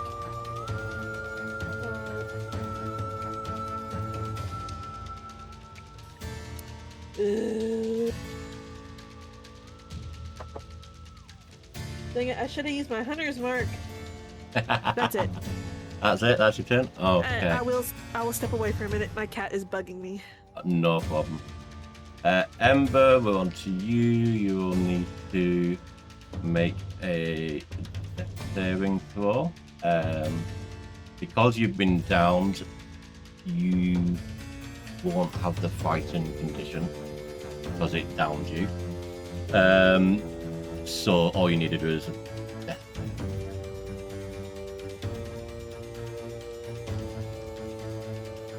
13. Yeah. So that's a success. So you have 1 successful death save. And then we'll move on to Zebi. I'm here. Okay. Yes, I'm frightened, but that doesn't mean I can't still attack her, right? Correct. Let me double check something here. You will have disadvantage attacking her though. Technically it's supposed to be disadvantage as long as the source of the fear is in line of sight, but I'm making it so it's just disadvantage if someone is frightened of it, it tries to attack her. That's not really. I just need an attack action that I can use on her. It's not an attack exactly. You'll see. Oh, okay, that's fine. So let me see. Where is it? It is. So for my bonus action, I'm going to do my last second wind. And that is 1d10 plus 4. So 13 damage healed. Alrighty. I think that takes you almost back up to full health, does it not? One shy. Nice. And then I am going to use my oh god, action. I'm going to use Soul Reaper, Okay.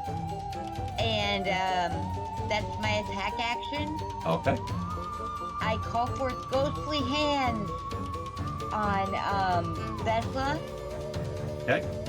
and What is this called again? Sorry.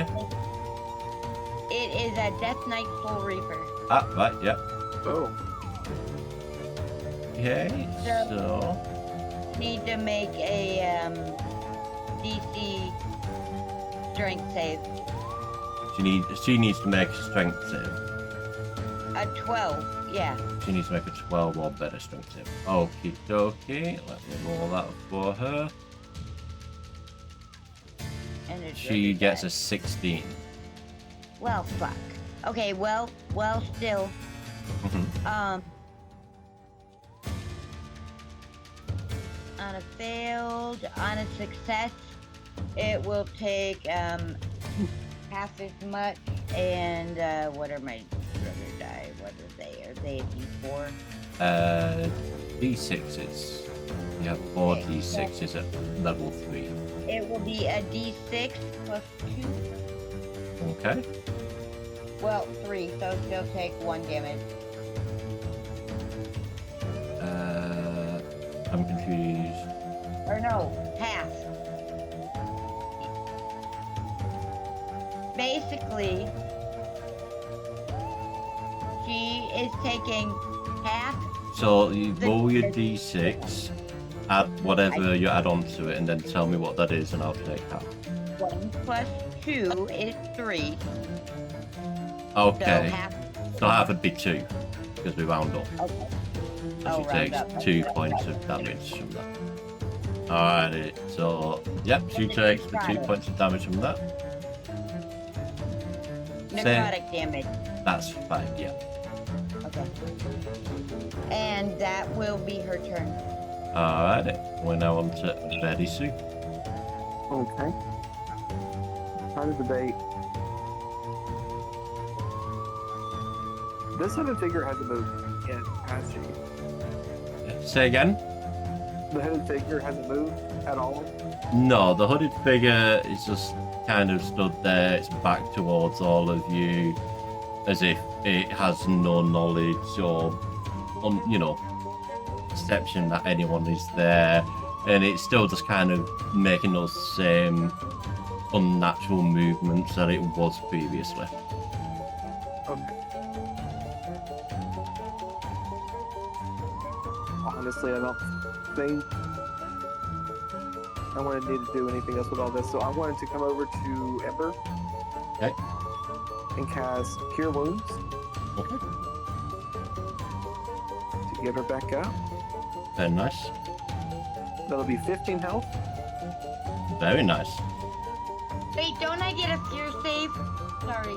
Oh, you do. My apologies. Wisdom save, please. Turn back to, and then I'll roll. Well, if you just go ahead and quickly roll it now while he's doing what he's doing, and if Okay. it's a 13 or higher, then no. Nat 1, and I don't think I was afflicted. Give me a D100 quickly then, and we'll just do that very quick. Where's my bloody list of those? 26. 26, okay. A creepy mask affixes to your face, and nothing you do can remove it. Oh, I look sexy. Okay. I'm going to whips and chains after this. So Okay, then carry. So yes, Ember will heal for 15 points, and she's no longer downed. Very nice. Give yourself 15 points there, Ember, of health. How far are these? To confirm I'm moving to. Okay, good. And then can I come over to the hooded figure and just kind of try to turn them around? You can. Or They is that offer. doing too They much offer. in one? No, that's fine. They offer no resistance to that, and as you turn them around, you realise that underneath the hood is actually Adela. Adela's alive. Tila, she's alive. Again, like Philip, She appears to be barely conscious at all, with no recognition of you or no response to your presence. Like she's not really there, but it is Adela's body. It's okay, Mom. We'll get you safe. So Betty will just kind of position herself between Adela and Vesla, and that will be her turn. Okay. We're now on to Lyra, and may I just say, actually, Betsy saved earlier, didn't she? Yes. So that's fine. Well, I have to say, I'm glad the party didn't decide to just jump all in and start attacking the hooded figure from the get-go. Oh no. Well, if it wasn't for Tila going up to... Yeah, I remember that. Anyhow, Lyra, we are on to you, darling. Right, I'm gonna cast Charmed Person on the hag. Charm person on the hag. Wait. I guess because it's gonna be a humanoid. Is it a humanoid? She's a humanoid, yeah. Okay. I'm pretty Yeah, sure, I'm yeah, I'm pretty sure the humanoid, it basically just applies to anything that essentially has a head, a body, arms and legs. As far as I'm Not aware. necessarily. Some are But, well- considered monstrosity. Well, she is not Some considered are- a monstrosity. But for the sake of it, yes, I will Alright, well, I Say need that you she to make a would be. wisdom saving throw. Okay. Now, it's at this point you learn, or I'll let you learn, that she has advantage on saving throws against spells and other magical effects. So what was it I need to roll again? Wisdom saving throw. Okay. So, advantage there, and she gets a 22. Never mind. No. Yes. She is a hag. Oh. She's pretty resistant to magical effects that require her to make saving throws. But funnily enough, not actually resistant to magic itself. So magical damage, perfectly fine. Well, and I failed, so. Oh, unfortunate. Is that your turn since you rolled that one? You're not taking one of your potions to get a few points of health before you end your bonus? Nope. No? Okie dokie. We are on to Nash. Alright, I'm going to attempt to bite her again. Okay. Go ahead and roll.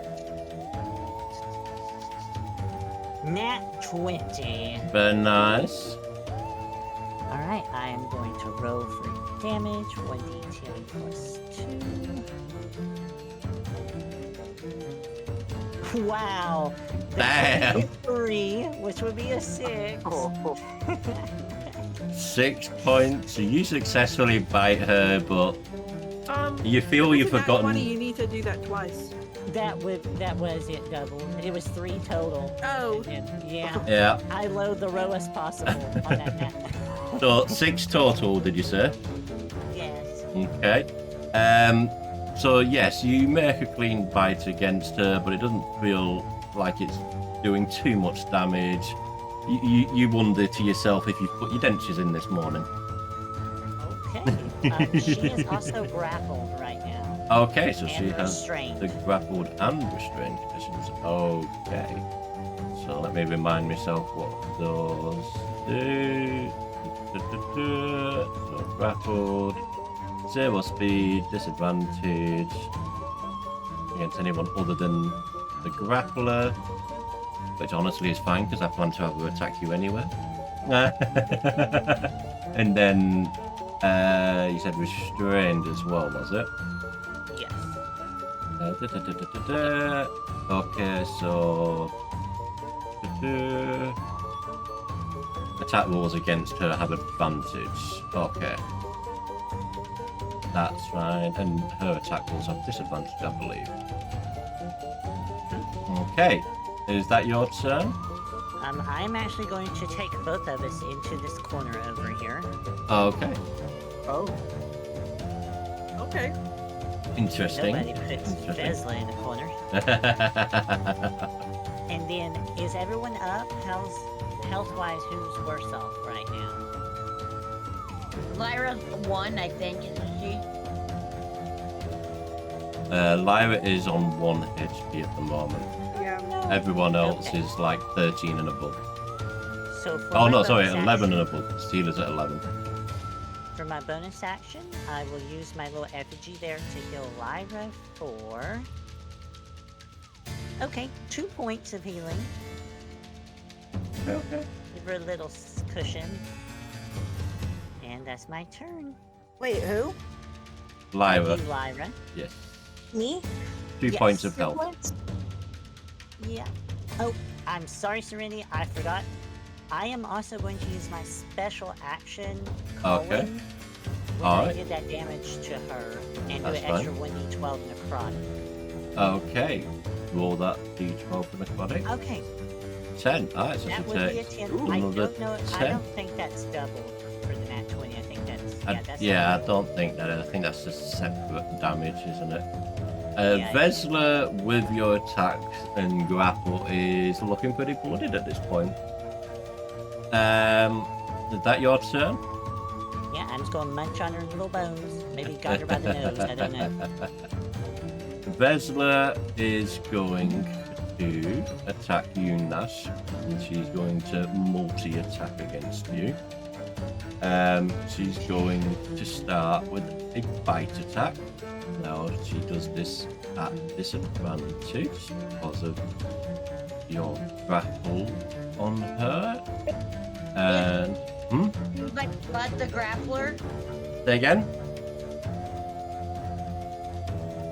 isn't the disadvantage for not apply to DJ because DJ or Nash is the one grappling. So she has the grapple with that. She has the grappled and restrained condition. So the grappled means she has disadvantage on attack rolls against any target other than the grappler, and then the restrained means she has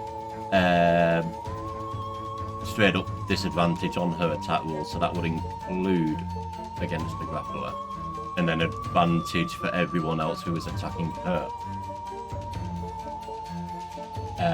So yes, she would have disadvantage against him. So let me double check this. So d20, and that's twice, and that straight up isn't gonna hit. So her first attempt to bite you, DJ, fails. She is going to attempt to bite you again. And let me do this.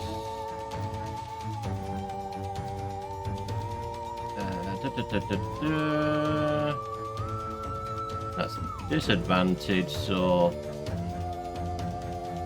she... You'll never guess what she rolled. Nat 20. And a nat 1. Wow. So that was the worst and best possible outcomes for a disadvantage. But for disadvantage, no, that's a nat 1, and she fails miserably Wow. at attacking you.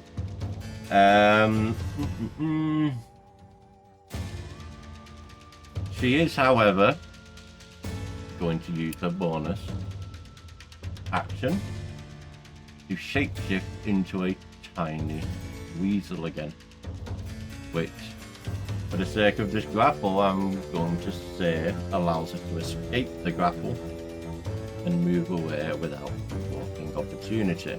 She's going to move over here towards Betty Sue. That's her turn, and we're now on to Wisp.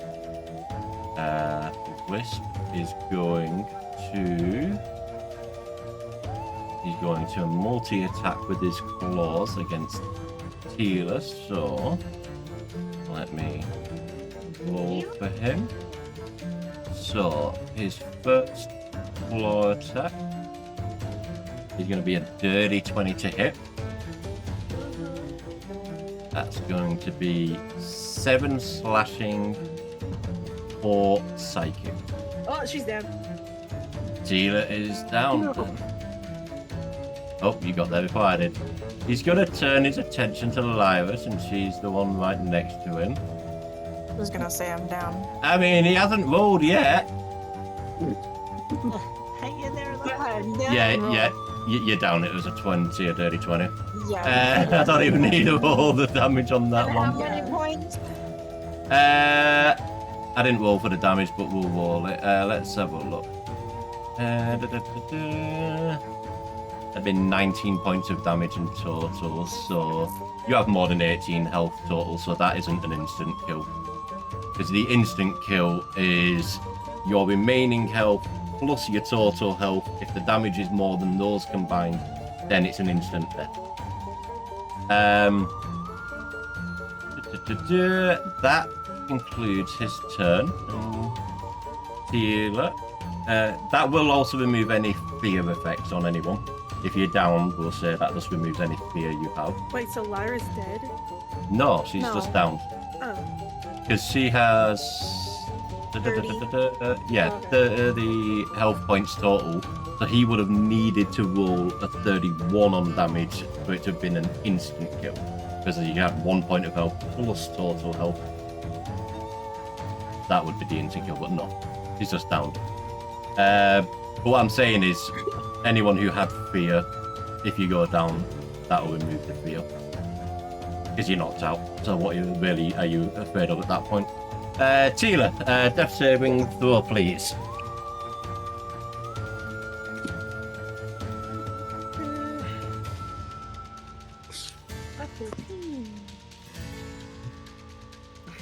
That's a success.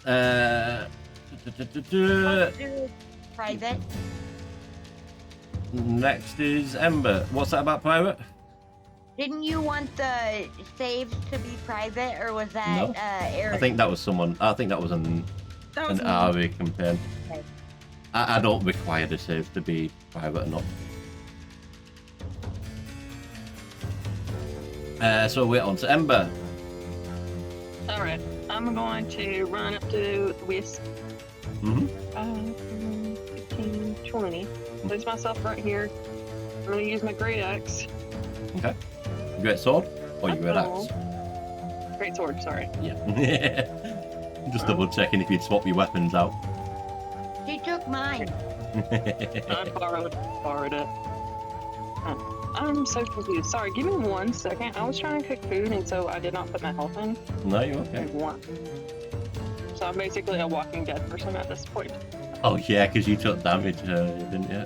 Well, actually, was it damage you took before or after the heal? No, you healed for the 15, so that's what you have. You're at 15. Because I don't think you've taken an attack since you got that 15 health.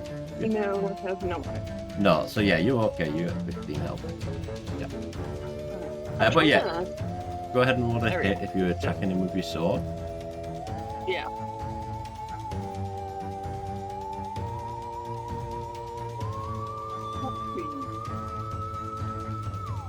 Alright, does a 17 hit? That'll hit. And that is a 9. All right. Can I use that D4 on this or no? I think that blesses for the hit, not the damage itself. Dang. Okay. Anyway, 9 So damage. lovely. He takes the full Yeah, that's right. 9 damage from your attack, but he's still up. He's looking pretty bloodied. He's looking pretty rough, you know, worse for wear. Like his fur is covered in lots of blood at this point, but he's still up. Alrighty, that is the end of my turn. Alright. Now we're on to Zebby. Alright, just a second. I'm reading something quick. Oh, no, never mind. Okay, so I'm gonna use my crossbow, being wisp head, knocked him down. I'm gonna shoot at that. Okay. That's a 17. I'm That not even hits. gonna bother shooting for. Oh, that's 24, so that hits. Oh yeah. Yeah. He only has an AC of 13, I'll let you know. So yeah, that definitely hits.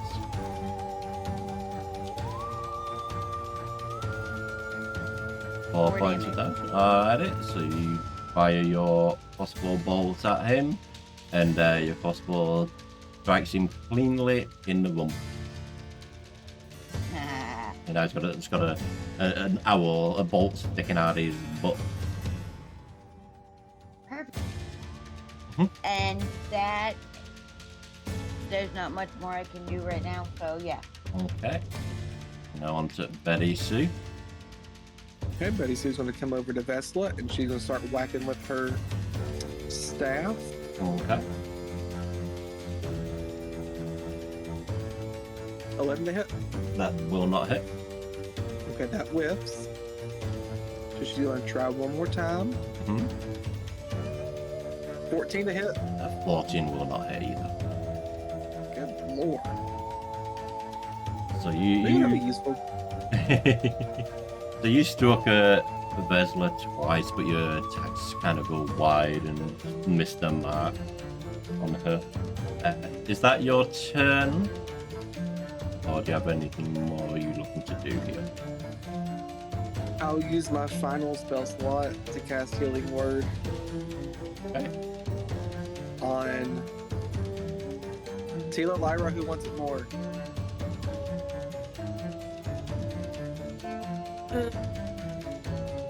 It doesn't matter. You can give it to Lyra. Give it to Tila! Give it to Tila! I said Give it to Lyra! I'm gonna roll a d20, odd as Tila, even as Lyra. Wait, what? Who's taking this? Tila's gonna get the Healing Word. Okay, Tina's getting the healing one. 10 health. Okay. Thank you. And that will be Betty Sue's turn. Okay. Sheila is up again with 10 now.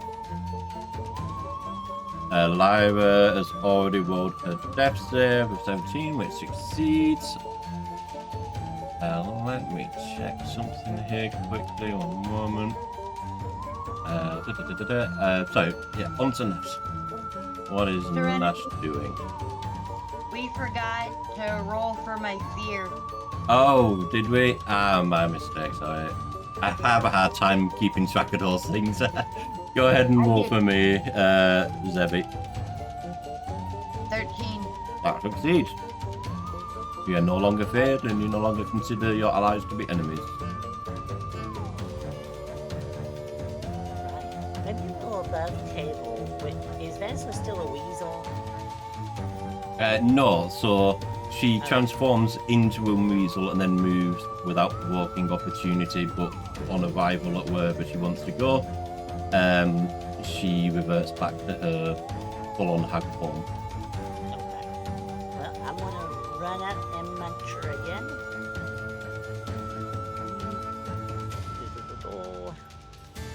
Nat 20, come on. Wow, okay, 19, 20, 23 to hit. That'll hit. Alright, that's 18 plus 2. Big number this. Okay, that's a 12. 12 points of damage. Alright. 12 points of damage. And that hits her squarely. Alright, I'm gonna munch right on that nose of hers. She is restrained and grappled again. Mm-hmm. Okay. And let me see here. I've got 5, 10. Okay. Since I've got her grappled, I'm going to. Oh man, I guess I'll just stay right here with her. Okay. As a bonus action, Mhm. my little effigy is going to run over to Lyra and place a little wicker bandage on her forehead and give her some health. Of 3 points of health. Okay. And that will be my turn. Alright, Lyra's back up with 3 health. Damn it. But okay. I was really hoping to actually kill a player.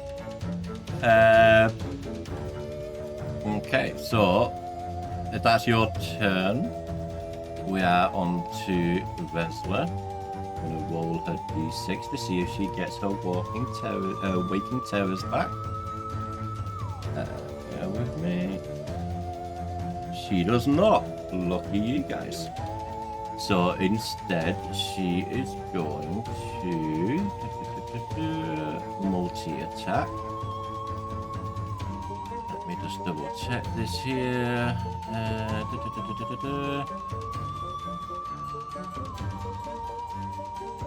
Bear with me a sec, because I need to make sure of something. Okay. So she is going to bite at you, Nash. Again at disadvantage because you've got a grapple. So let me roll those 2d20s. 6. 14. Does a 14 hit, Nash? That will hit. The 14 will hit. Okay, so she is going to deal. That. Okay, so you're gonna take 9 points of piercing plus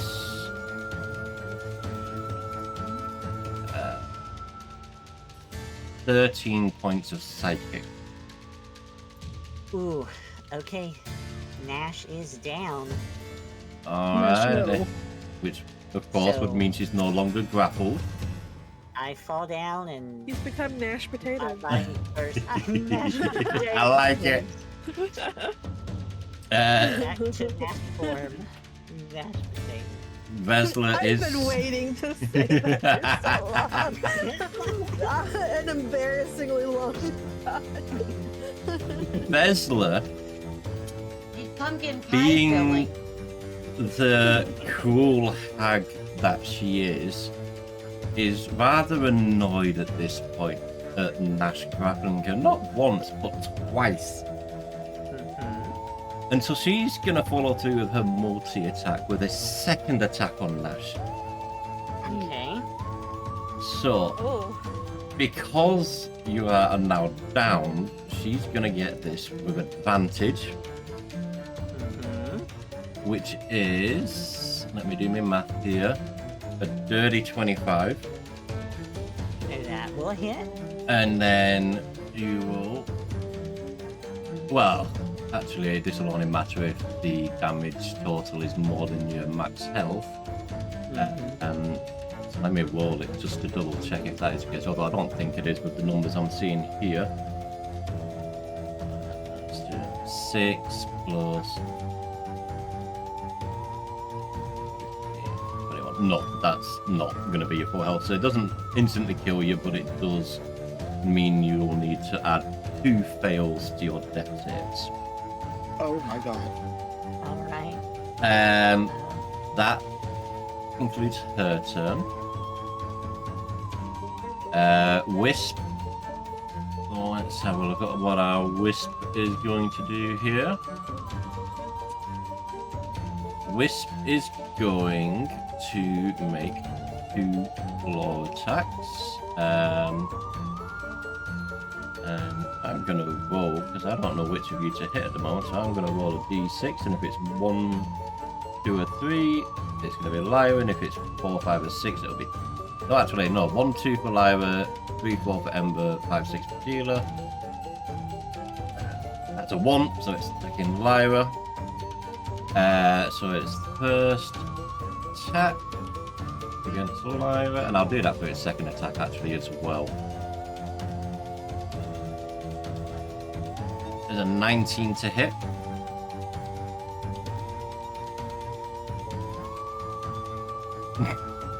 She's already put herself down. Well, let's set the damage on that, shall we? Yeah, that would have been 16 points of damage, so yeah. So Lyra's down, so now since it's only... Well, it's still the 3 of them, so we'll roll another d6 for me to determine who it strikes this time, and we'll keep it with the same 1, 2, 3, 4, 5, 6. Oh, that's a 1 again. So it's gonna strike at Lyra again. That advantage. Where am I looking here? So that's a 23, so that will hit. And then total damage is a 16, which isn't your max health, so it's not an instant kill.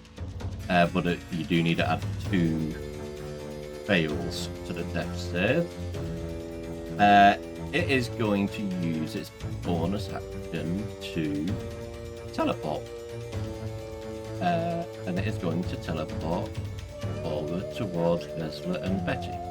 And it's going to end its position there. And that's its turn. Now on to Tila. Tila is gonna run up to mashed potatoes. And she's going to. Rip open his chest and use the health file. Yeah. Inject him with Botox so he pulls himself together. Yeah, so she's gonna take the health potion and like administer it to mashed potatoes. As her action. Okay.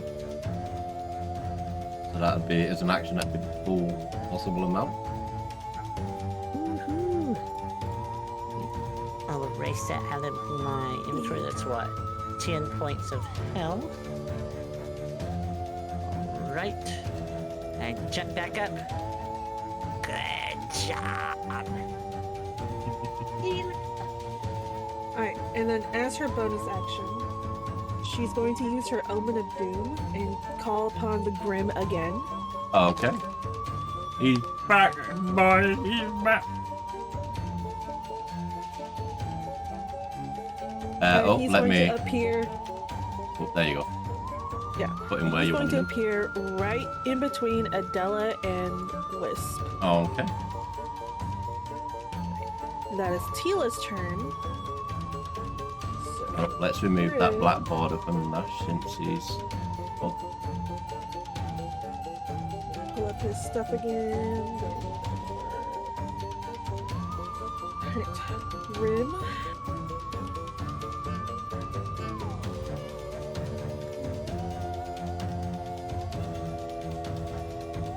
He is going to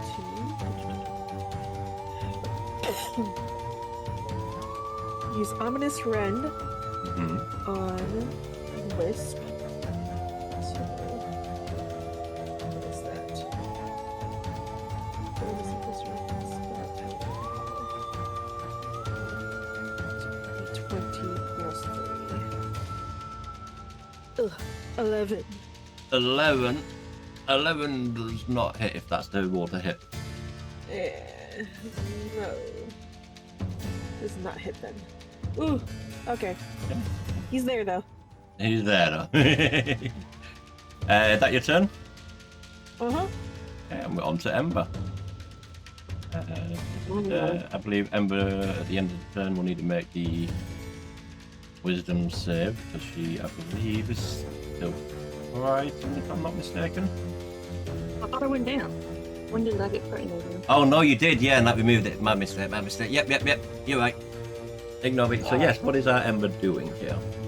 I am going to look at Lyra at Pity because I have no healing spell. And then I'm going to step over her body and then go this way.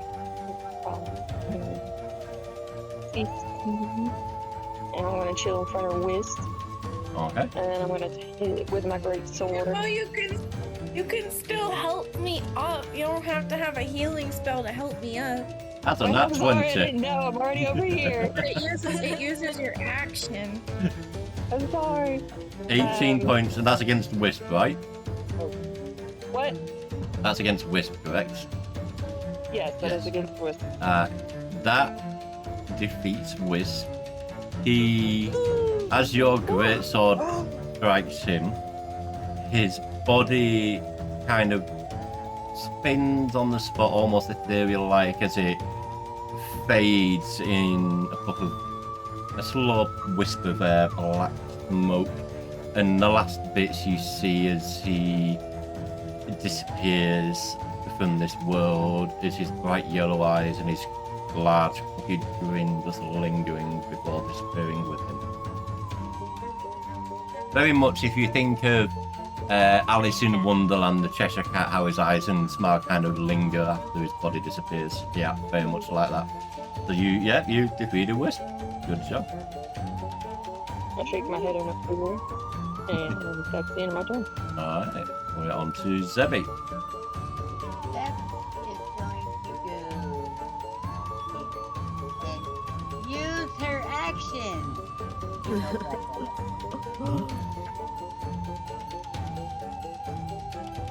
What is she doing? Helping Lyra up. Other DMs remind me, does that get her up or does that just stabilize her? No, that gets her up. Okay, so she gets up with 1 health. Mhm. Okay. Debbie's gonna use a little bit more movement and try to put herself between where Vesla can see and Lyra. Okay. So she's Kind of using body as blocking in a much way. body stand as she can to block Lyra from view. Oh, okay. Is that your turn? Yes. Alright, we're on to Betty C. Okay, Betty Sue's gonna keep on swinging. Mm-hmm. Swing Come till she on, can't Betty. go.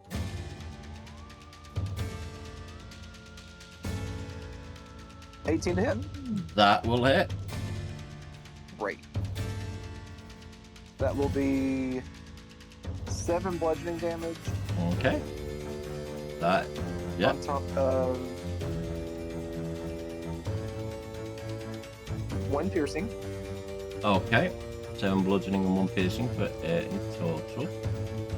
And officially with this hit, she now has disadvantage on attack rolls against anybody except for Betty Sue. Okay. And Betty Sue's going to strike one more time. Okay. 21 to hit. That'll hit. That will be 7 more bludgeoning Okay. and 2 more piercing. Alright. Lovely. She takes all that damage. She is still up, however. That hasn't killed her. She's looking pretty damn beat up though at this point. She's got not red blood oozing down her. It's much darker than that. Almost black oozing blood covering her body at this point. Is that your turn?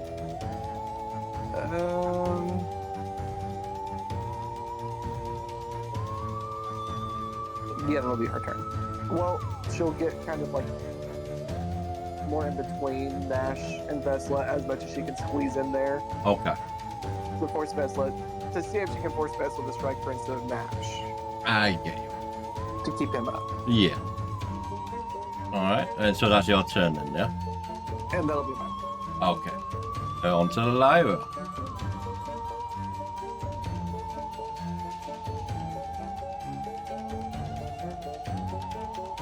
Rose. You're muted. Yep, you're muted. Don't hear you.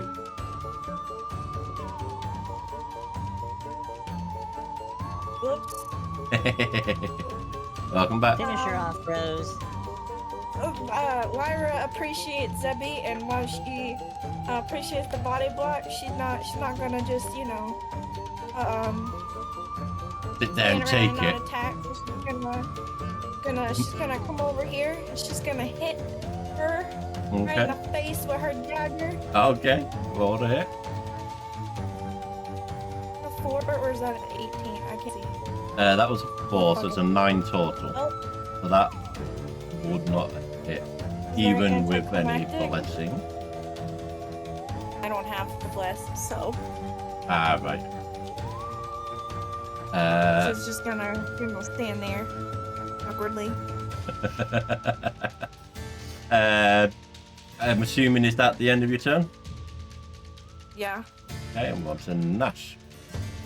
Alright, I'll Thorn Whipper. Okay. Ooh, 13 to hit. That will not hit. Well- Alright.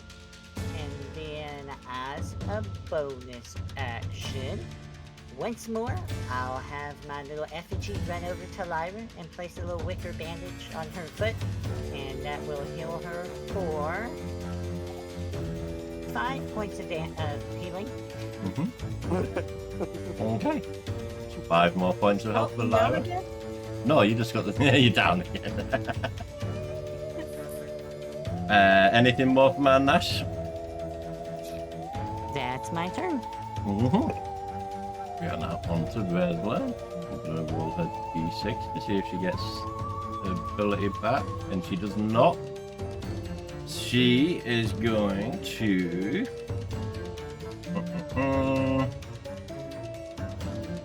Let's see. I mean, technically, Betty Sue is closer. And Betty Sue Yeah. has still not been hit. I am just checking what she has. With me. No, not going to use that. She's just going to multi-attack with bites. And I'll do the same as I did before. I'll roll a d6 to determine who she wants to target. We'll do 1, 2 for Betty, 3, 4 for Nash, and 5, 6 for Lyra. She got a 6. She doesn't seem to like Lyra. Why wouldn't she? It's the dice, it's not me. Yeah, I'm sure. Feels personal serenity. I'll show my rolls. I'm not against showing my rolls, honestly. So, first attack. Yes, so, d20.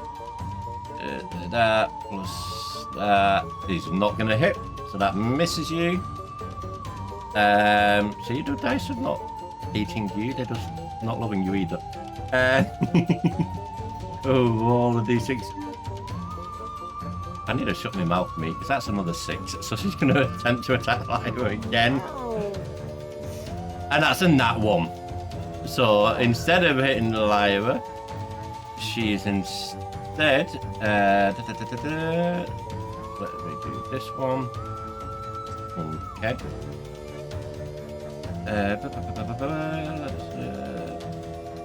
That. So she needs to make.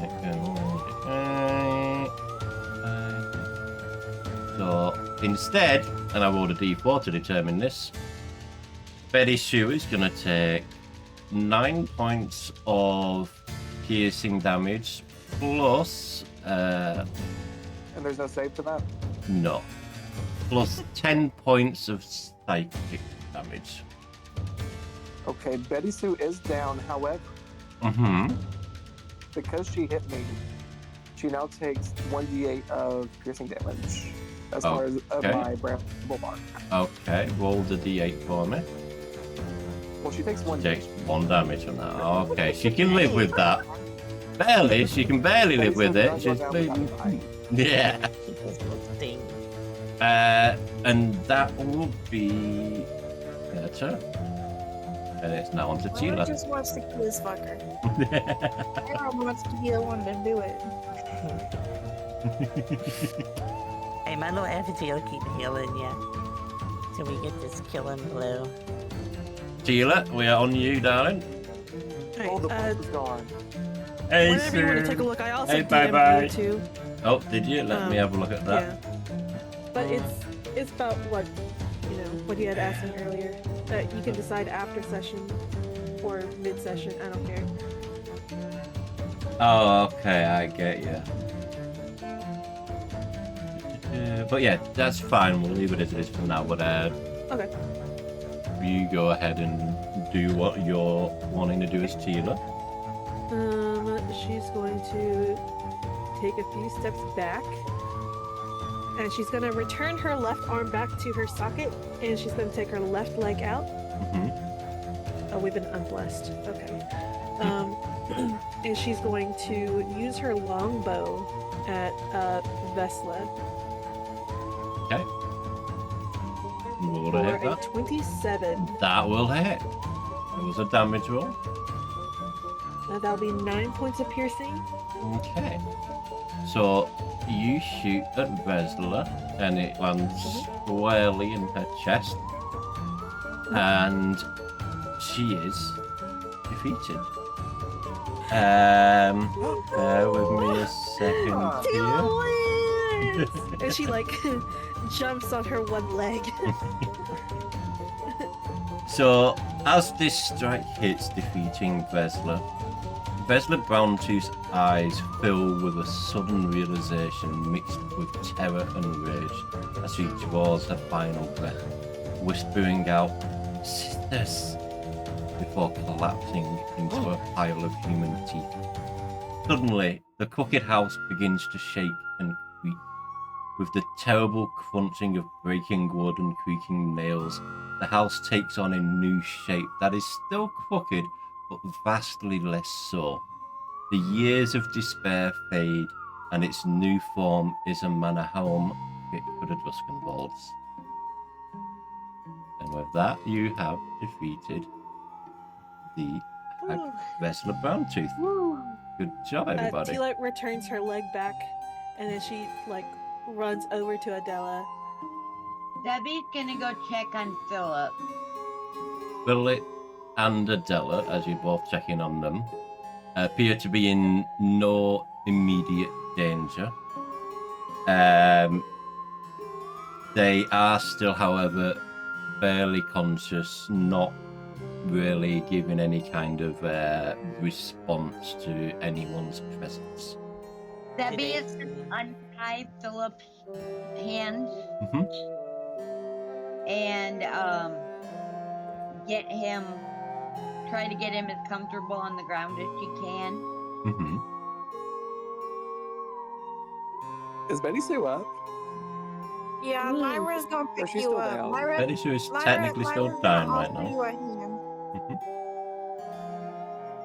Okay, thank you. Do Betty the Sue is up. Duskenwalds seem down by health? Philip looks a little beaten up after taking a hit earlier, but Betty doesn't Sue. seem to be bleeding or anything. He may have some bruises, possibly a cracked rib, who's to say. I'm going to use the last two uses of my effigy and heal Lyra for 7 points. Okay. Well, what is the party doing at this point? Tila's trying to wake up Adela. She's like shaking her. Wake up! While it's evident that Adela is in no immediate danger, she does not respond to being shaken at the I moment. think we should move them to bed. Thinking this is the house that cursed them, it might be an idea to take them to the house. As an option.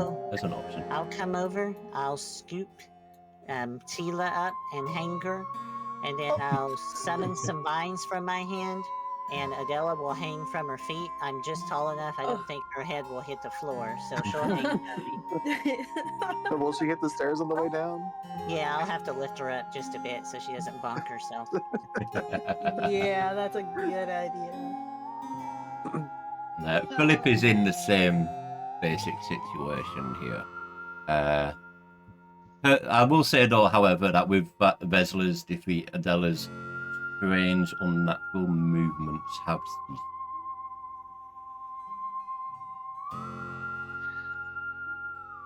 So Debbie's going to ask if somebody will help her get Philip's feet. I can help you. Okay. I'm actually gonna cast Mage Hand. Okay. And use the mage. The Mage Hand is gonna help carry Philip. All right. That's fine, yeah. I like it. Yeah. And So the Up and mage down. can go backwards, so Debbie's not bouncing against walls as they're getting them out of the... that'll work. So, what is the party doing at this point? Tila's Oh, my hanging God. off of Nash potatoes. Side. Yes, outside. I agree. Okay. Actually, is there anything in this room that would need to be like that kind of sticks out as anything unusual? A There's like level an up. item of interest. There's no level up here. There's no potion of level up right there. Let me double check something No potion quickly of level here. up. No potion of level up. No, there is no potion of level up. However, with Vesla's defeat, Ember, you will gain. Let me double check it here.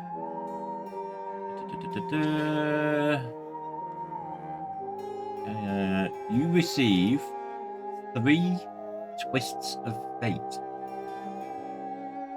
for defeating Vesla Boundtooth. Once per turn, when a creature the character can see makes a d20 test, the character can expand 1 twist of fate to replace the d20 roll with a 1 or a 20. When all 3 twists are expended, this boon vanishes.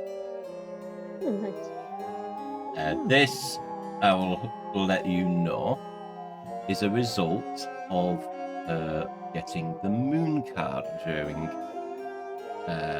Adela's card tarot reading on the train. Otherwise, there does not appear to anyone's eye to be any kind of items or loot or potions of leveling up. You said who gets the Okay. potion?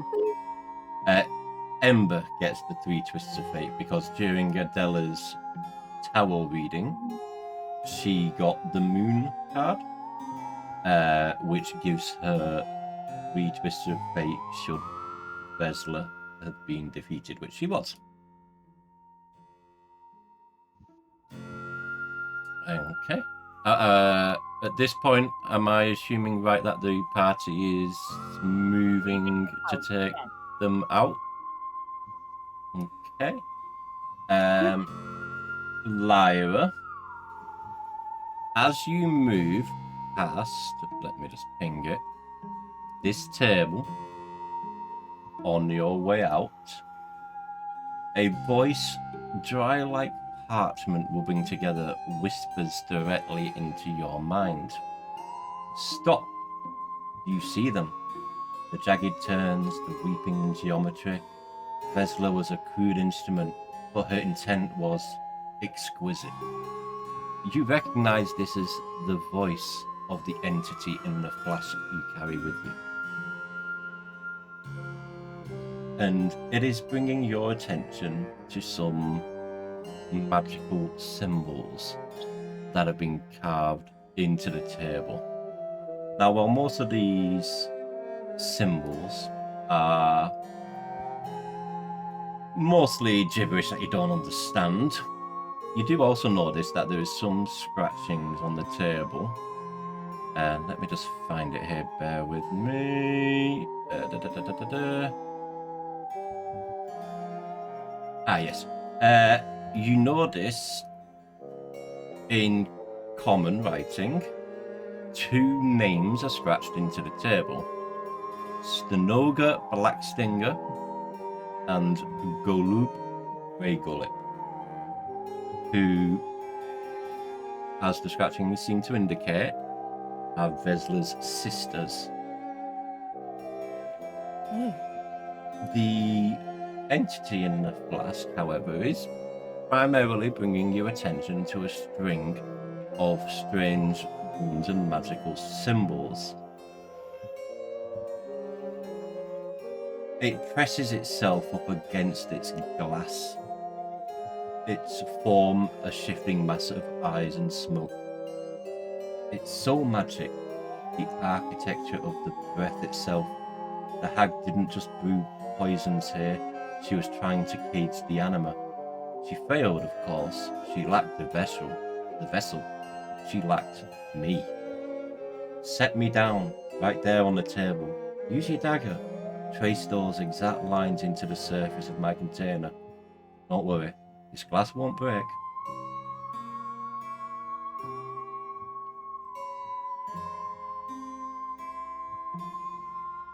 Rose, you there?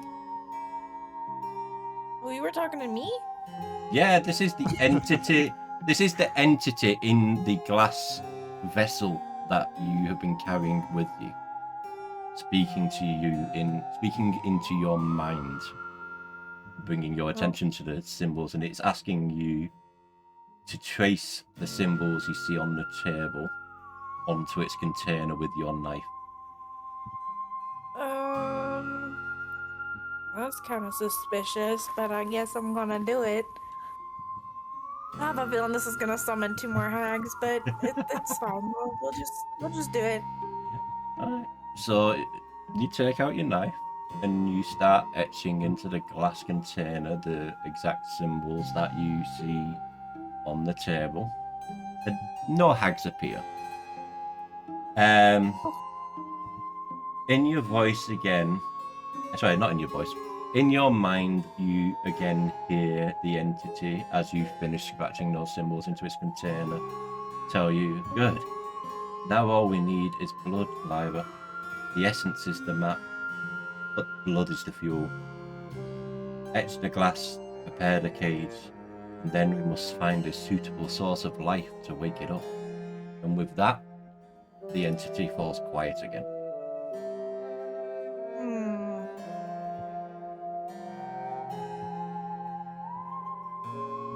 Oh, And all just to be clear as well, all the party has witnessed at this point is for some unknown reason, Lyra has walked over to this table with this strange container, this strange glass container filled with a black smoke, and start etching symbols from the table into its surface. What are you doing? Oh, nothing. Let's just be on our way. Let's get Philip and Odell outside. Come on. She ushers the party to the door. I'd like to do a little inside if I can. You can, but I will, however, allow, since this is related to Lyra's personal storyline, I will allow Lyra to decide herself what you would need to beat and what information, if you do beat it, that might give you. How about we roll insight and insight?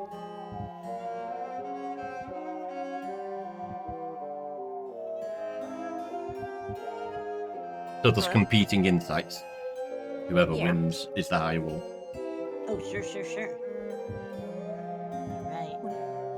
That's a mean 20. Ooh. Oh fuck. Well, like I said, 18. So he will succeed, but like I said, I will allow you, Lyra, to determine what information that will give him.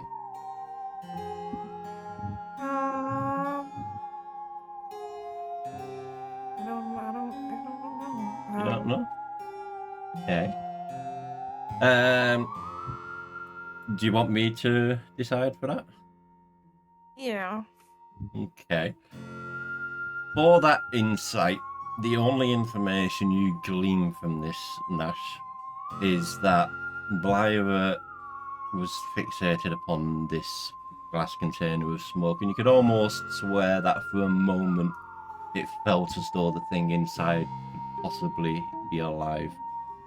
However, why she etched those symbols into its container, you have no idea. You don't understand what the symbols mean, the purpose of etching them into the container, but you do get a sense that this is, at least in some way, important to her. She still has this glass container. Yeah, she's had it with her the entire time, ever since you all first met before the ghost light. I will come over to the table and get maybe just a loose shard of glass and hand it to her.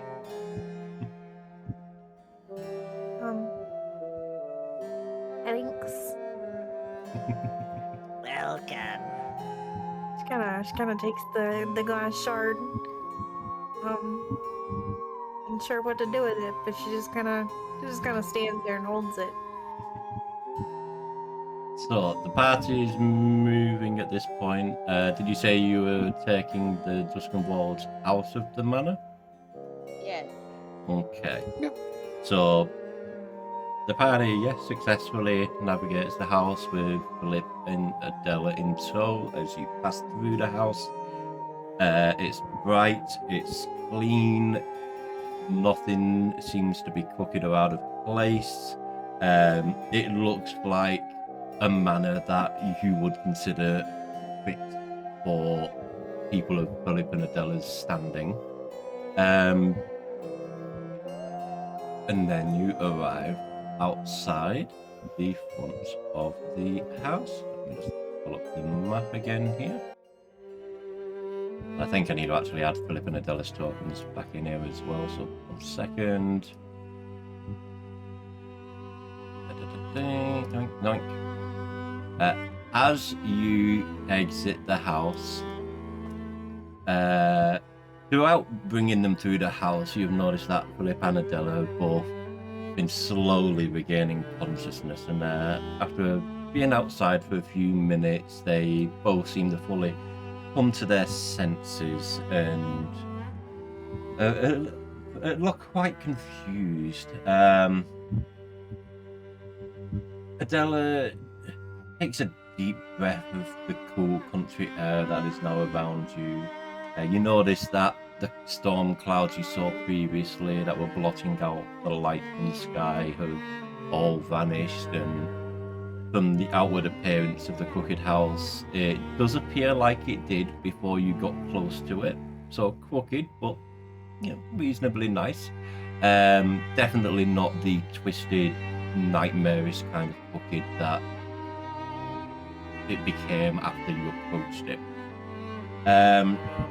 Eyes. Oh, bear with me a second.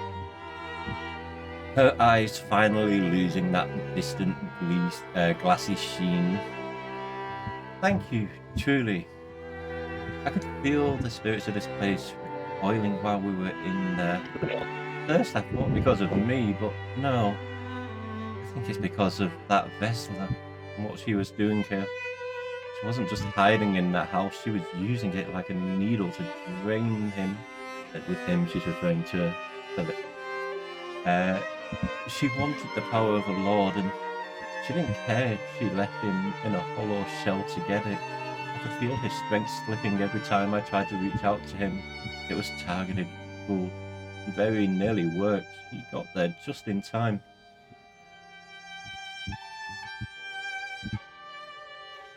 Right. As she says this upside down, I will release the vines. God, she's upside down. And I'll use elementalism and grow a little corn to soften the blow. She'll land gracefully on this corn and just they're clearly very tired, but definitely back to her senses as it would appear. I'll take baby Billy from my back and just hand him to her for comfort. So she'll sit there and cuddle up Billy, happy to have a warm embrace of someone. Billy also has regained his consciousness, and he's kind of, I don't know how you're carrying him, whether he's upside down or inside out or what. Debbie's him by the shoulders. Say again? So he's kind of vertical at this. Okay. Somebody at his feet. I see. Yeah, Betty's at his feet. Yeah. Oh, so you were carrying him kind of horizontally almost. Yeah. Okay. So you see that he is awake and he's just kind of looking up at you, just kind of almost with a you can put me down now kind of a look. I can't put you down until Betty Sue puts you down, otherwise that would be painful. You'd just drop him on his head if you did, yeah. Okay, Betty's a little gently set his feet on the ground and hope that, Okay. Yeah, he'd be So is that steep because- because he's only 3 feet tall. Yeah. But Oh my then god. he'll kind of make sure he can sit upright on his own before she lets go. Philip will stand up under his own power, thanking you for your assistance there, and seemingly out of nowhere, he pulls out his iconic black walking stick with the ram's head handle on top as he leans forward against his walking stick, looking more like a tired traveller than a powerful planar ruler at this point.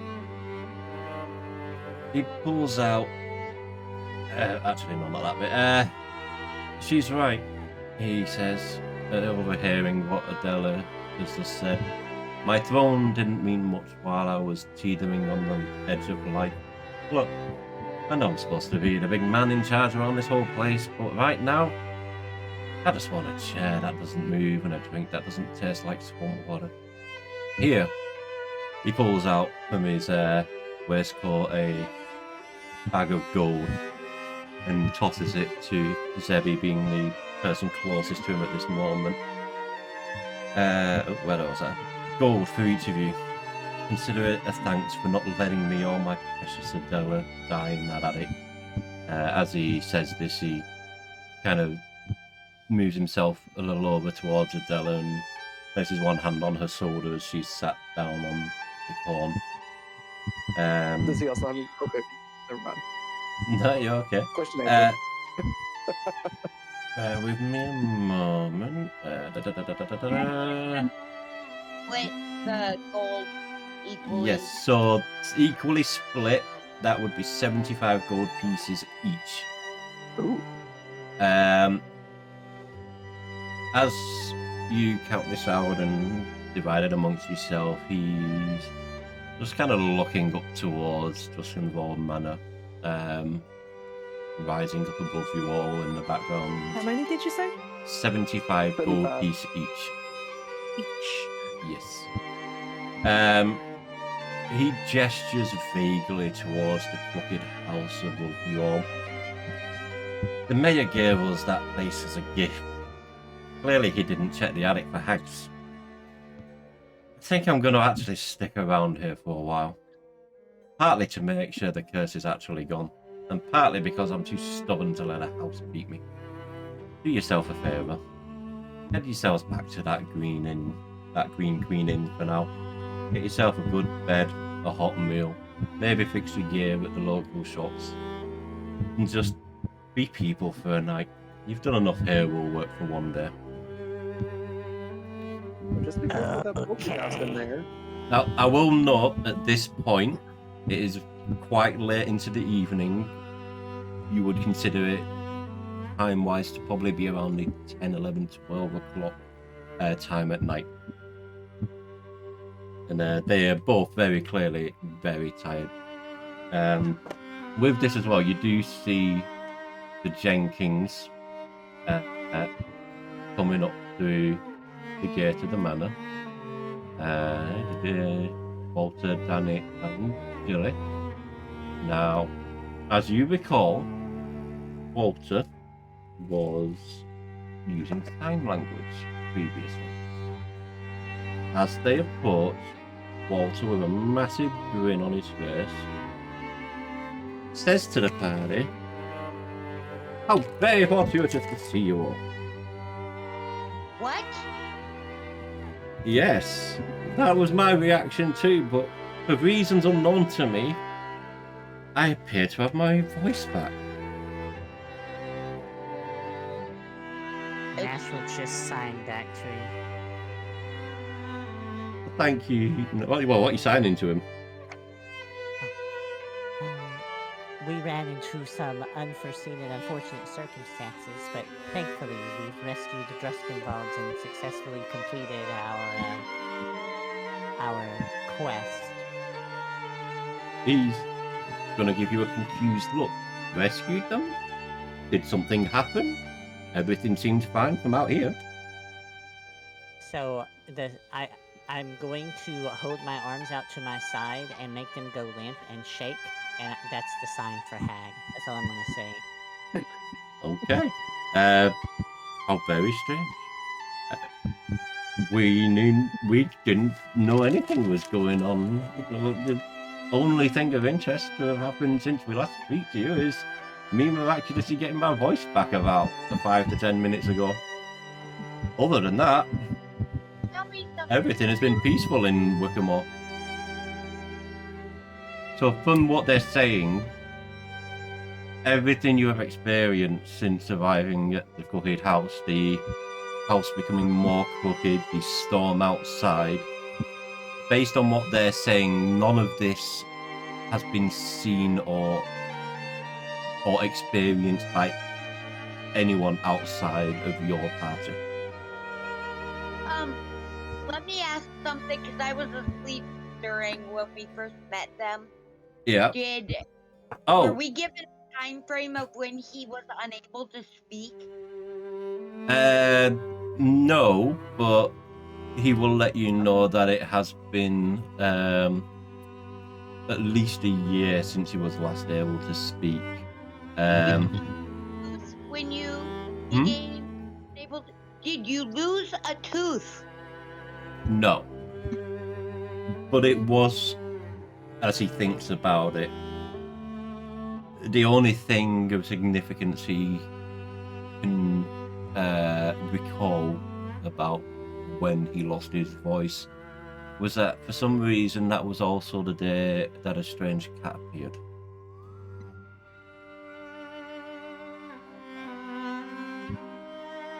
But for understanding, it was Wisp the Kettigren who had stolen his voice. Okay. Yeah. Did he say the weird cat then? Did he just tell them that? Say again? Yeah, he tells you that the only thing different that happened out of the norm that day was the appearance of a cat no one had seen before. Otherwise, it was a regular day as if any other. Okay. Debbie is, well, she would have looked at Nash, but she looks at everybody else, like, gives them a knowing look, but obviously Nash can't understand nonverbal communication very well. I mean, he knows sign language, apparently. If we didn't go through it as well, Geek,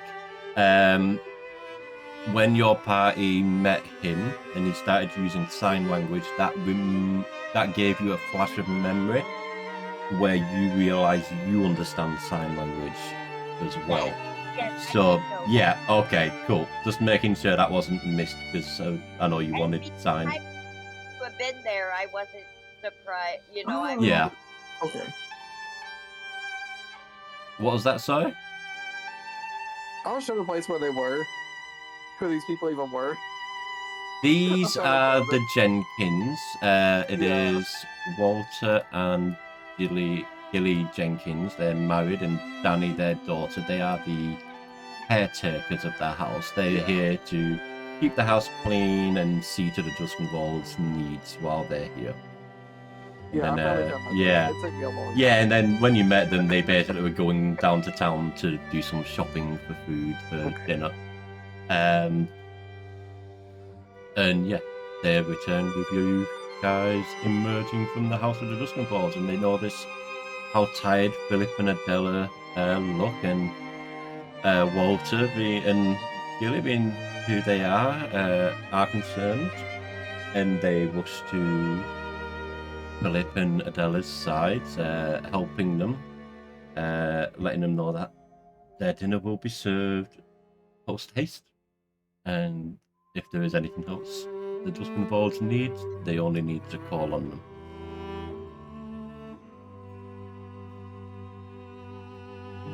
What is the party doing here? I was going to change the music because we're back in Wickamore Village. Be good. Zevi wants to sleep. Zevi wants to sleep. Well, he's just giving you all 75 gold each and suggested retiring to the green. Oh, let me move my map here. the Green Queen in to get some much needed rest and sustenance. It seems they wouldn't. Tila wants to stay with Adela. Oh, Adela, is that what you're saying to her? You're telling her you want to stay with her? Yes. She's gonna look at you and be like, "Oh dear, as lovely as that'd be, the house really isn't made up for guests right now with everything that's gone on. So we would have no way of accommodating you, unfortunately." Tila just pouts. And she like just hangs limp off of Nash. Okay. I think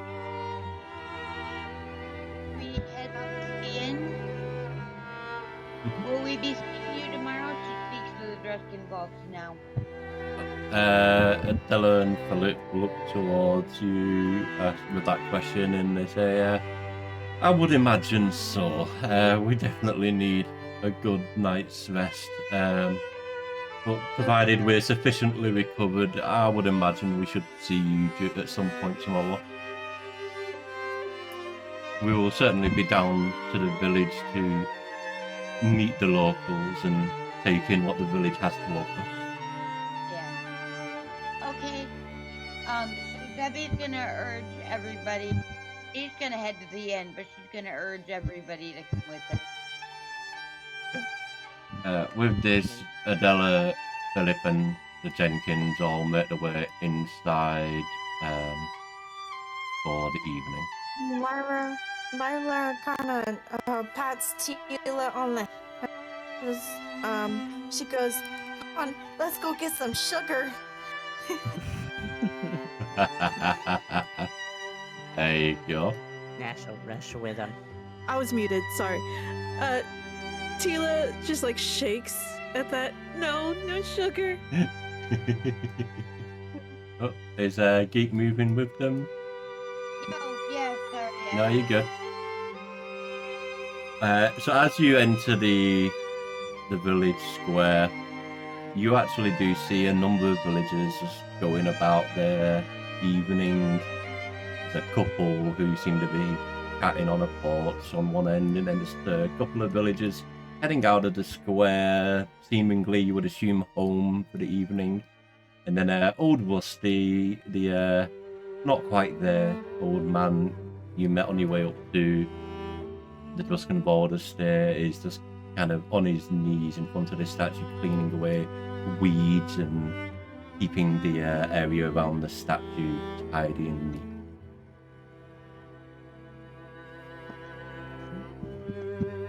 Okay.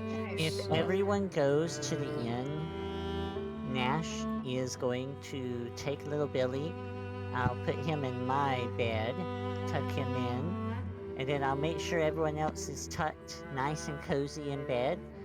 And then I will cast elementalism, and just out of habit, I'll water everyone, just a little couple drops of water while they're in bed. And then Nash will go stand outside, steal as a Nash? scarecrow. When Nash puts water on Lyra squawks at him. Yeah, I like it. Okay. Tila just gets a little damp. Little damn. Betty Sue is hard passed out, face down on the floor. She didn't even make it to the bed. Nash will drag her to the bed. Alda. Low and put it under Betty Sue's head, and then get into. You do notice entering the inn that it is quite busy at this time. There's a lot of locals from the village in here drinking and having a merry time, and Alda, the innkeeper, sees that you have arrived back and asks the group in general if you'll be staying for the night again. Yes. Yes. Hey, she will advise you that since I forget exactly what it cost before. For a room for the night, it would be 5 silver pieces. And if you were looking for dinner and breakfast included, it would be 6 in total. Okay. I'm gonna go for the 6. That's per person as well, just so you're aware. Yes. I'm good for knowing. Say Basically, that. I'll pay that 6. Okay. So yeah, everyone who needs a bed for the night, unless you've already passed out on the floor, go ahead and pay. And Where's Nash resting? in the back garden of the Green Queen Okay. Inn. Tila's with Nash. She's hanging Okay. off of him. Alright. So who all is Because she staying doesn't in the sleep. inn? Minus us, plus Billy. Billy's in there. Billy's in the inn with the party. Okay. Well, Billy is an animal, so he's not going to need to pay any money. Paid. Paid or said. Oh, say that again, Geek. Didn't quite catch that. She paid and then the 6. So Okay, so she wants. So Zebby's getting dinner and breakfast as well. Is anyone else wanting the dinner part, or are they just wanting the room? she wants breakfast. She doesn't care about dinner. She just Don't wants care bed about and dinner. Right. Yeah. Okay. How about everyone else? All just looking for beds for the night with breakfast in the morning? Yes. Yeah, Basie's too tired to eat. She'll choke if she eats. Alrighty. Adela will nod at you. She'll hand over 4 keys to 4 individual rooms, which will be up the stairs on the second. Oh, well, depending on your view of first and second floors, because England and America do it differently. But on the next floor up, we'll say. And she'll ask what each of you would like for breakfast in the morning.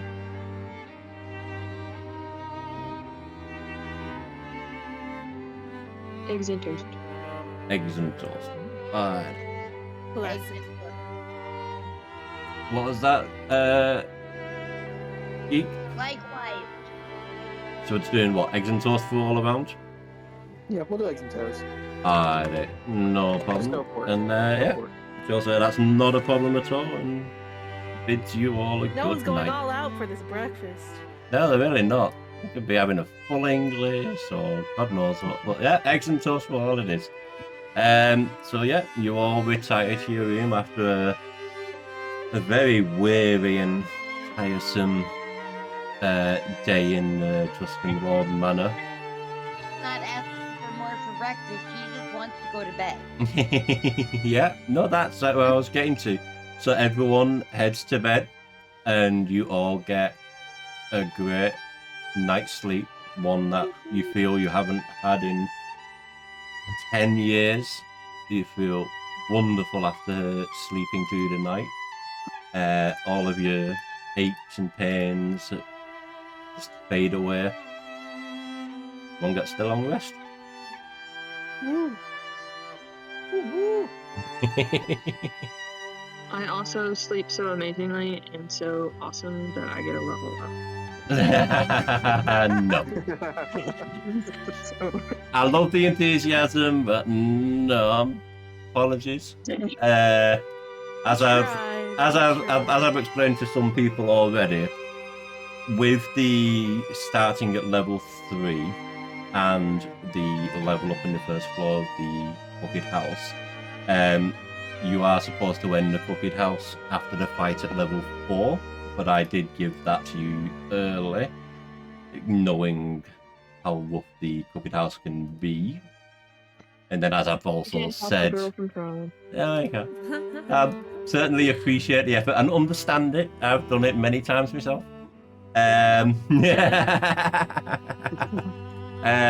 But yeah, story-driven wise, level 4 is where you would have gotten to after Vesler's defeat. You just got it a little early is all. So yes, you all sleep soundly and recover all your aches and pains, and of course your long rest, so you recover all your health and all your spell slots and features and everything. And then I would say the first of you wakes around the 9-10 a.m. period in the morning.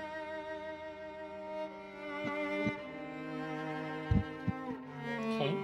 If me and Tila wake, does this inn have like peeling paint or old wooden slats on the side? No, the majority of this building appears to be made from stone, at least for the first floor anyway. The rest appears to be woodwork and I'm not sure what they call it. You know, like those old buildings and they'd have like these sections of white where it's kind of like or something. Yeah. But the I inn will- itself does look pretty clean and put together. Okay, I will bring out little Billy after his nap. I'll just let him eat some of the plaster on this building. Have him a good little breakfast. Okay. Such a healthy goat. Oh yeah, he's doing fine. He survived wolves and the flooded house. He did. Now, what animal societies might say about taking an innocent little baby goat into a dread-filled house, I cannot say. But he seems to be doing fine. What would be funny is awful, but it would be funny if he was actually dead and just the entire campaign I had this dead goat I was taking care of. It's okay. Don't tempt me. Because literally Rose's campaign, Tyler had like a dead baby. Oh Oh my. It my. wasn't even a baby, but like Okay. Lord. Okay. It can't be as bad as it was like the last campaign I was in because I feel like was DJ, is it? He was like stuffing his pockets with like the ashes of like some dead person. yeah. That Yeah. tracks. I mean, he has already been Magic picking is- up dead yeah. weasels, so yeah, I can see that. Starting strong off, the collection off strong. Yeah. Very. Yeah. Dead weasels, dead Pokemon. I mean, Dead Ashes of Pokemon. Lance Pepper. Oh yeah, he's carrying around dead Pidgeys. What? I'm so mad that I'm at work whenever that happens, so like I can't listen in. he is a Pokemon like Jack the Ripper. I kid you not. That also tracks for DJ. Yep. It's not just DJ though, it's the whole party. They're all so violent. Yeah, right. I mean- normal one now. Ugh. Isn't necessarily violent per se. It's more a case of he doesn't understand human ways. He's a ditto, pretending to be a human. Bruh. He's Yeah. learning as he goes. He's kind of like DJ's character. He doesn't understand the human ways.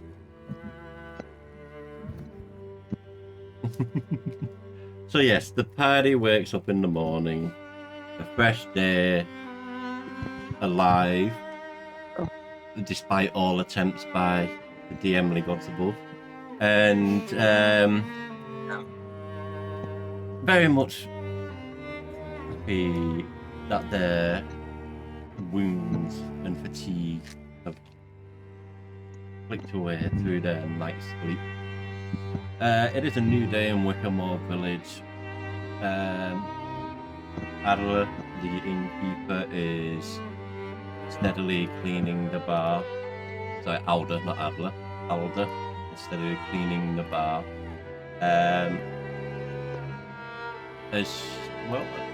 Are the party coming down from upstairs? Is Nash and Tila coming in from outside? What is the party I'm doing? already downstairs, stuffing my face. Okay, yeah, so you've come downstairs and right there before you as you come down is breakfast all ready and prepared for you. And yeah, you're stuffing your face. Okay.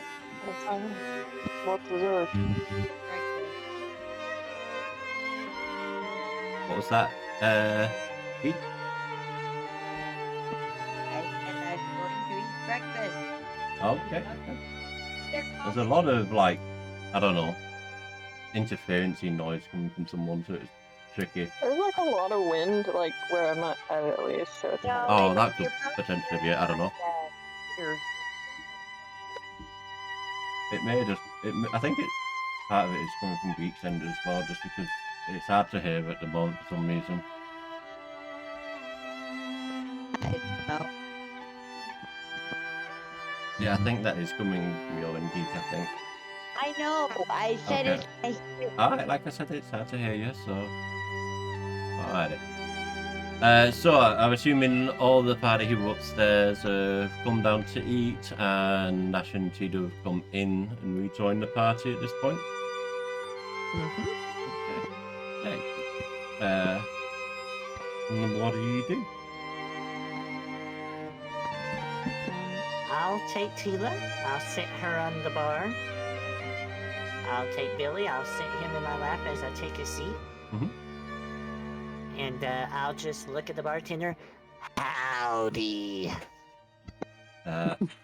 Alda will give you a friendly wave, and she will let you know that unlike the other day, due to the ceremony, the tradition they were doing with the goat, that today all of the shops and amenities of Wickermore are open for them to browse and peruse at their pleasure, and we'll provide you a list of all the options and where to find them. Places such as the Tolliver's Trading Post, the Apothecary Shop, Randall's Barbershop, which you already know. There is also Roderick Masonry, a carpentry workshop, Read by Holly, which you already know. There's Hager's Meats, a smithy, a wickery where you could buy candles should you want candles, a clothing shop, a Stitch in Time, the post office, an antique bookstore, and that is the list of shops. There are also a few other places that aren't shops, which tells you about what, if you want to know those. It's a long list of places in this village. There's like 28 places. See. Good lord. Yeah. Seeds. Seeds. Where would the best place for seeds be? Probably Tolliver's Trading Post, which is located. And let me just ping this for you because I gotta find it myself. Where was that one? The Trading Post is actually the building right next to the Green Queen Inn. This building right here. Can I go to the armory The where, sorry? to get armor? Armor, that would be at the Smithies, which would be... check here.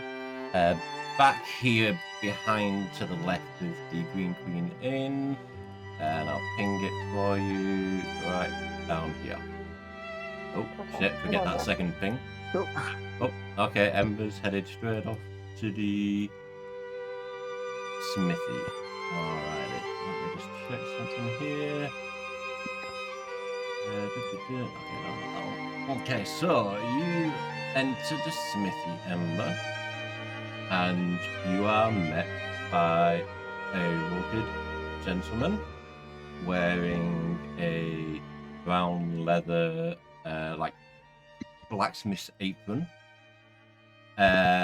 who introduces himself as Jean Muriel, and he runs the smithy. I go and I wave and smile and say, hi, nice to meet you. Pleasure to meet you too. What can I do for you on this fine Wickermore day? I'm looking for some armor to upgrade. Okay. I have a number of armors. We make both leather and metal-based armors. Would you be looking for something light, something heavy, or something in between? I can do heavy armor, right? I think I can. So he gives you the list of options he has available. He has chainmail, plate, ring mail, and splint mail. How much is the plate? He pulls out a small book and tells you, for a decent set of plate, the going price is about 1,500 gold pieces. Okay, maybe not. What's the cheapest metal armor you got? The What kind of cheapest budget here? metal armor would be ring mail, which would be 30 gold pieces. I'll go with that one. Let me just check, because the ring mail has a base armor rating of 14, so you might want to check what you currently have. I have 16, so it's not really much of an improvement. No. Let's have a look at you and see what you have, and I'll let you know what you could potentially afford at this point. You've got about 100, let's just say 125 gold rounded. And you have... Question.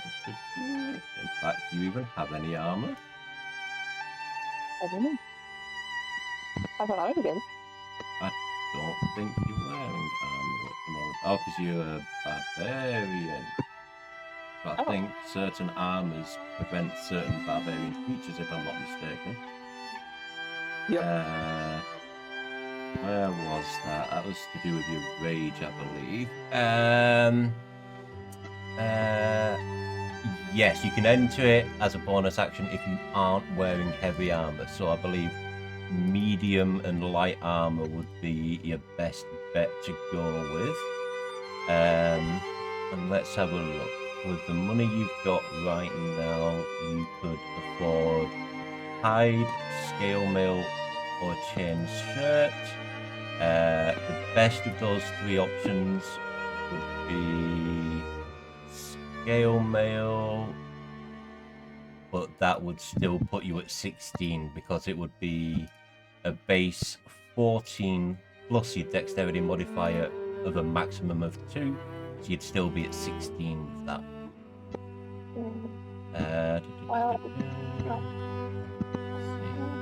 Yeah. Alright. Well, do you have any weapons? We do. Just pull up the list of those here. 1 second. Weapons there. He lets you know that he has pretty much every kind of standard weapon you could be looking for. And if he doesn't, then he should be able to make whatever it is you're looking for within about an hour or 2. Do you have anything better than a great sword +1? A great sword +1.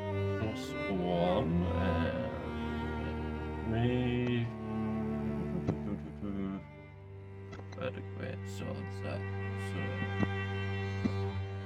that would be that. Using a site to tell me all the costs of typical shop items, so Oh, you haven't committed those to memory? Huh? I need to go. You need to go? Yeah, Okay. I do have to. Okay. Go ahead, Keith.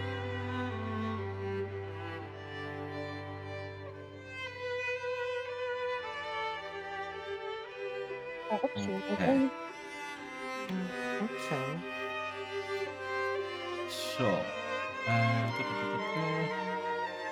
apologies for the wait here. I'm having to figure out where on this list the stuff, the +1 great swords are. No, you're good. Okay.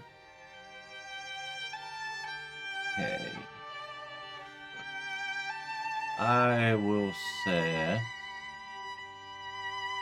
since the typical great swords are 50 gold pieces, we will price a +1 great sword at 3 times the price of 150.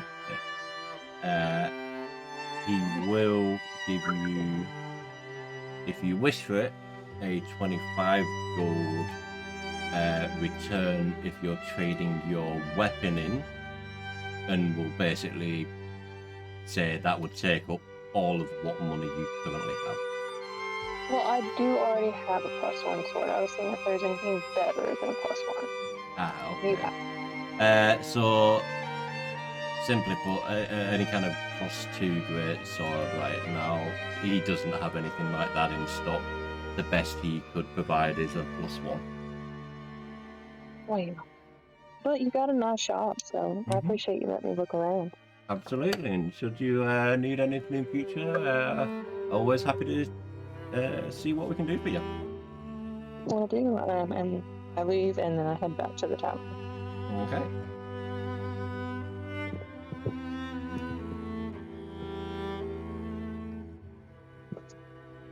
Okay, what is our party doing now? I'm gonna say Zebby is just gonna stay in the tavern, relaxing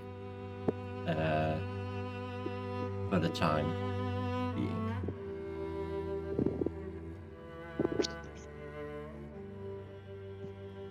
How about Betty everybody said we'd like else? to go to the apothecary. Alright, the apothecary. Let me just pull up where that is. What is that? I'm not sure what that noise It's like is. potions and stuff. Oh yeah, apothecary. Oh, that's what you mean. I thought you meant what's that kind of windy noise. So the apothecary is at 3-6. Did I already point out where that is? Well, I don't think I did I? No. So the apothecary is... Bear with me, I've got to find it on the map. Like I said, there's a lot of different locations here. Where the hell are you, V6? Where are you? V7, V8, V19. Everything but the V6 I'm looking for. Where are you? Oh, there it is, there it is. Right, so the apothecary is between the Green Queen Inn and the blacksmith, the smithy, right here. Oh, okay. I keep double pinging by mistake. So many buildings and yards. Yeah. So as So this is just outside the building. As you enter the apothecary, you're greeted by what appears to be a fairly young man with bright red hair in a blue suit with a brown shirt and a yellow neck scarf. He looks, you would probably say, around 19, 20 years of age, and he's got quite a lot of freckles covering his nose and cheeks. And he greets you and introduces himself as Morgan, the village's apothecary. Well, howdy, young man. Greetings, how can I help you today? I was wondering if you had any healing potions. You know, I've just come to a point in my life where I feel like those might be a little bit necessary. I feel like, you know, sometimes life gets out of control and you never know when you need a healing potion. I completely understand, sir. We currently stock potions of healing. Let me just pull this up. Well, actually, they stock multiple different types of potion. I just need to find the prices for them. I have a question before we start buying. My character has a charm spell. Can I use that on the person to get better prices? You could, but I believe with the charm spell, once the effect wears off, they know they've been charmed by you.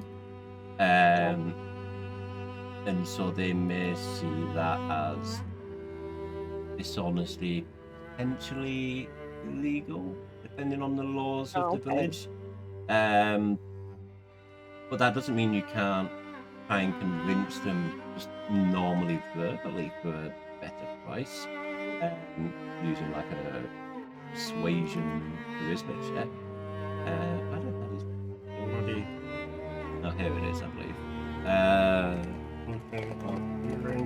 Yes. So he lets you know that a regular potion of healing would be 50 gold pieces per potion, going up to 200. Going up to 100 for a greater, 200 for superior, or 500 for supreme. Can I get Write 2 those regular down. potions of healing, please?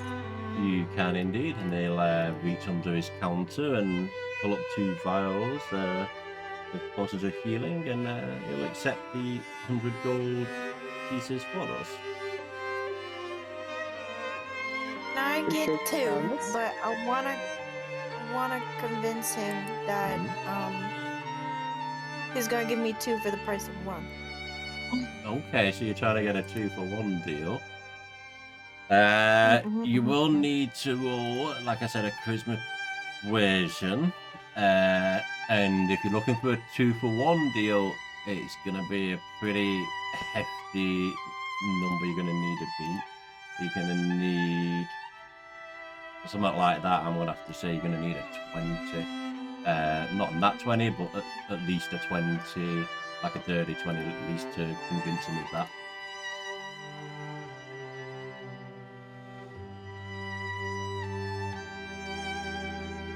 So if you want to draw that route, you can go ahead and roll it. In fact, I'm actually going to say that superior healing is 250, if that makes the 500 feel more in line.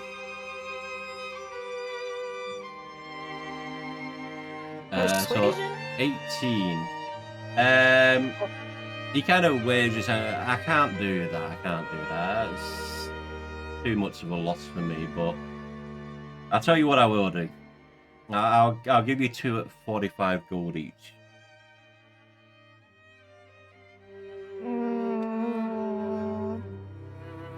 How about 1 at full price and the other 1 at half price?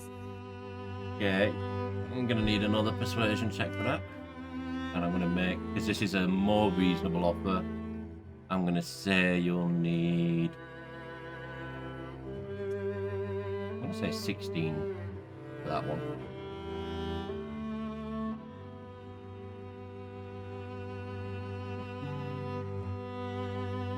So yeah, when you're ready, give me another persuasion.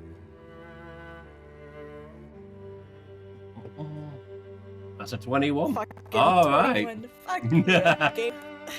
He'll kind of cock his head a bit and he'll think it over for a moment. He'll go, yeah, okay, I suppose I can do that. I mean, if you're planning to stay around for a while, I suspect you might be coming back in future. So as a first time purchase, yeah, I can do you that deal. So that'd be 75 gold pieces for the 2 in total.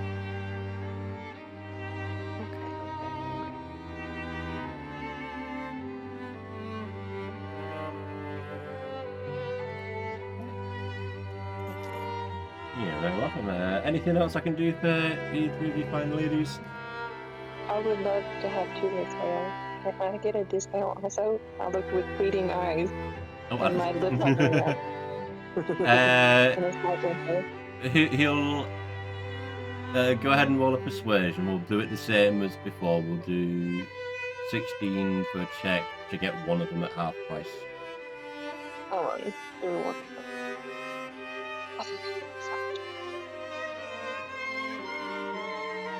Let's go. Alright. Yeah, he'll say, yeah, okay. Deal's a deal. Hopefully I see you again in future and this will make these deals worthwhile. There's a small tear kind of rolls down his cheek as he knows he's been out and negotiated twice in a row here. And he'll agree to sell you the 2 potions, one of them at half price for 75 gold total. Awesome. Thank you. You are welcome. Anything else I can do for any of you today? I think I'm good. Okay, bear with me 1 second before Healer doesn't anyone need moves anything. on. I just want to check something. Okay, no, that's fine. Yeah, you can continue on as you, for whatever anyone wants to do. There are multiple shops and places for you to visit should anyone wish to go to any of them.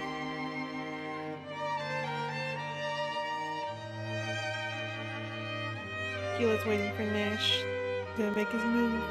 And Nash, DJ did say he was stepping away for a moment. Granted, that was 11 minutes ago. So, I don't know if he's back yet or not. I'm assuming not, since we're not hearing from him. Okay. DJ, are you there, sir?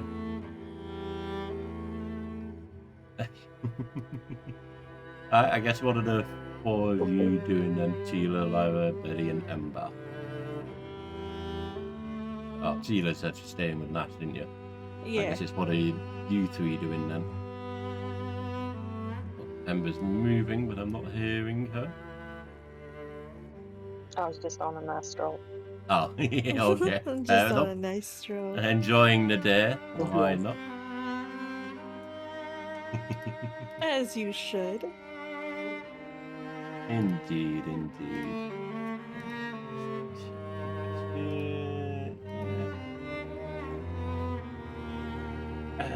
Right. What is our party doing at this point? Is Lyra staying in the apothecary shop, or have you returned back with the group?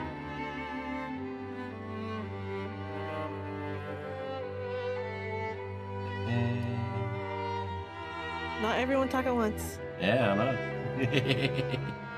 Looks like she's returned. Okay. DJ, are you here, sir? Because he said something about seeds. He did say something about seeds, but we need him here so he can tell us what he wants to do in relation to said seeds. Oh. DJ, tell us about your seed. Oh god, be careful with that question. Whoa! We all know, Deej. We know how this can go badly wrong. True. You ain't wrong. No. It's very And it'll be questionable at best. unintentional every time. Yeah. Oh. Or were they intentionally unintentional? This is tricky now because I know DJ wants to do something relating to seeds. But I also need to advance the story. So it's like, what do we do? What are the shops are there? So, let me pull up the list of shops again for you. So, there is Oliver's Trading Post, which is right next door to you. Randall's Barbershop that you've been to before. There is the Roderick Masonry, which deals in, as the name suggests, stonework, you know, bricks and statues and all of those kind of things. Carpentry workshop, as the name suggests, wooden items. Bread by Holly, the bakers that you all have visited before. There's Hager's Meats, which is a butcher's shop. The Smithy, which you've been to. That Ember's been to. There's the Wickery, which produces and sells candles to the people of the village. There's a Stitch in Time, which is a clothing shop. So that's where, I don't know, mages might find some nice new set of robes kind of thing. There is the post office, technically, if you were looking to send any mail anywhere. Oh my god, look at robes! Oh, okay. Think about it. There is also a bookstore. And that is it for the shops. There are also other locations you can visit that aren't shops. So there's the Constable's Station and Jail, the Mayor's Home and Office. There is the schoolhouse. There is the Dovecot, where all the doves are kept for the post office. There's a funeral home, a clock tower, and then just various homes and a pavilion that you've already been to. I'll just stay here. Oh, okay. Did someone say they were going to the clothing shop? Oh, my sorcery ass wants a new robe. It's also here, something new. Alrighty, so the Stitch in Time, that is located. Let me just pull this up again. Those Where's work that? as armor, right? So, say again. Robes work as armor, right? For Basically, I don't think robes inherently come with any armor class on them. not normally.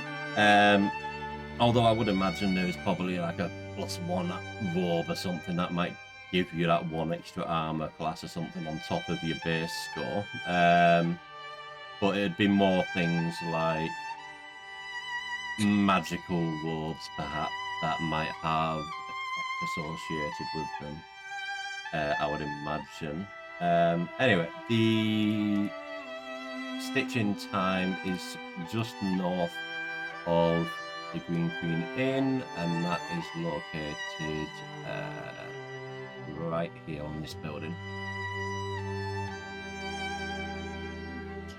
Okay. Let me pull up this. So you enter the Stitch in Time, and as you would expect from a clothing shop, you see a reasonably large number for the size of the village items of cloth. So you'll see like tunics and trousers, robes, and all sorts of varying things, capes and the like. Just scattered across the walls, and also bolts of cloth. And you'll see towards the back, sat at a sewing table, happily working away and kind of whistling to herself, a woman in a long black dress that has a white collar and white sleeves, long brown curly hair, a kindly sort of looking woman. But you do notice she also has quite a large scar across one of her cheeks. As she looks to you and greets you, introducing herself as Thomason Adore. I may be mispronouncing that, by the way. It's Thomasin. Mason. Something like that. Hello. Close enough. Yeah, close enough. Hello, how can I help you today? I'm looking for a robe. Okay. We have a number of robes available. What kind of robe would you be looking for? I don't know. Okay. Would you be looking for a basic robe, a bit of a change of style, or would you be looking for something that has magical properties to it? Yeah, magical properties. Okay. She pulls out a book and shows you a list of items, starting around about the pieces mark. The cheapest item you see there is called the Robe of Useful Items. While wearing the robe, you can use an action to detach one of its patches, causing it to become the object or creature it represents. Once the last patch is removed, the robe would become an ordinary garment. And the whispers to Lyra. Lyra, I think we're broke. We're broke for this store. And how much is the robe of useful? The robe of useful items starts at 500 gold pieces. Ooh, never mind. Lyra turns around and walks out the door. With persuasion, Lyra. She just She's Tomation just kind of has a DJ, bit of a you're back. confused look on her face and just kind of shrugs it off like, you know, not everyone can afford these higher end items, and she doesn't think anything of it. Ember waves and says thank you. and walks Let out. me double check something as well here, because I got so many things I need to keep track of here.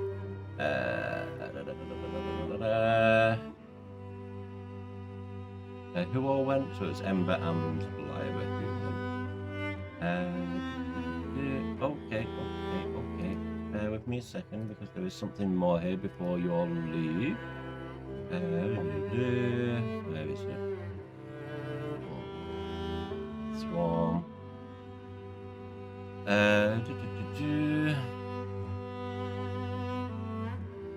As Tomason finishes talking with Lyra, she does look towards you, Ember, and there's almost a look of recognition on her face. She stops her work and comes over to you and points out the apparatus attached to your body. She recognizes this kind of apparatus. She lets you know that there was once a time when she too had gained some kind of abilities from scientific meddling that had actually saved her as a child. Some scientist that she didn't really know, because she was only a very little girl at the time, had come and saved her life with some scientific doohickeys, as far as she knows it. And she's very curious about what it is you have attached to you, and asks you questions like, well, how did you get those? What did he do? I'm very curious about scientific devices like this, as my life was saved by a scientist when I was just a little girl. So I've always had a bit of a curiosity about these things. Ember, not wanting to hurt this person's feelings, is like, I don't even know. Is it the same scientist? Because this would be really bad. Considering Is the it story what? that I came up with. Sorry, is it I what? said, is this the same scientist? Because this would be a really bad story if I told her it. She doesn't know who the scientist that helped her as a child was. Okay.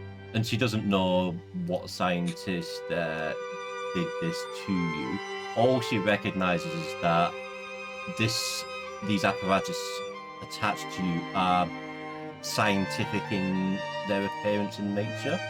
And because she was saved as a child by a scientist, she has grown up with a bit of an appreciation and a curiosity whenever she finds or sees something that appears scientific in its appearance.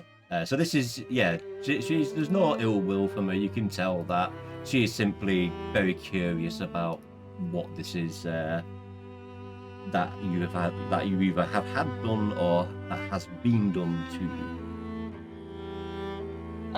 I look at her and I'm like, well, these awesome, and I like pretend to flex my arms as I'm not in my strong mode right now.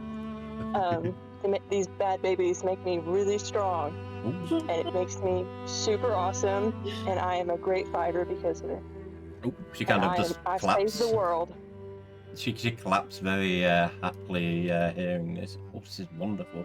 I have no idea how any of this stuff works, but am I right to assume those liquid things in those vials there are what gives you these abilities, or do they serve another purpose?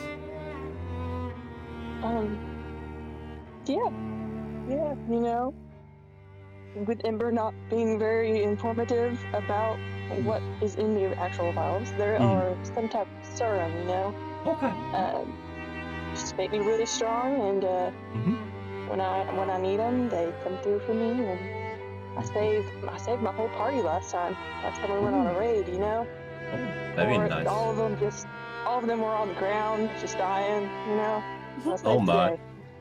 Wow, it sounds like they're doing you the world of good there, and I'm sure your party certainly appreciates that as well.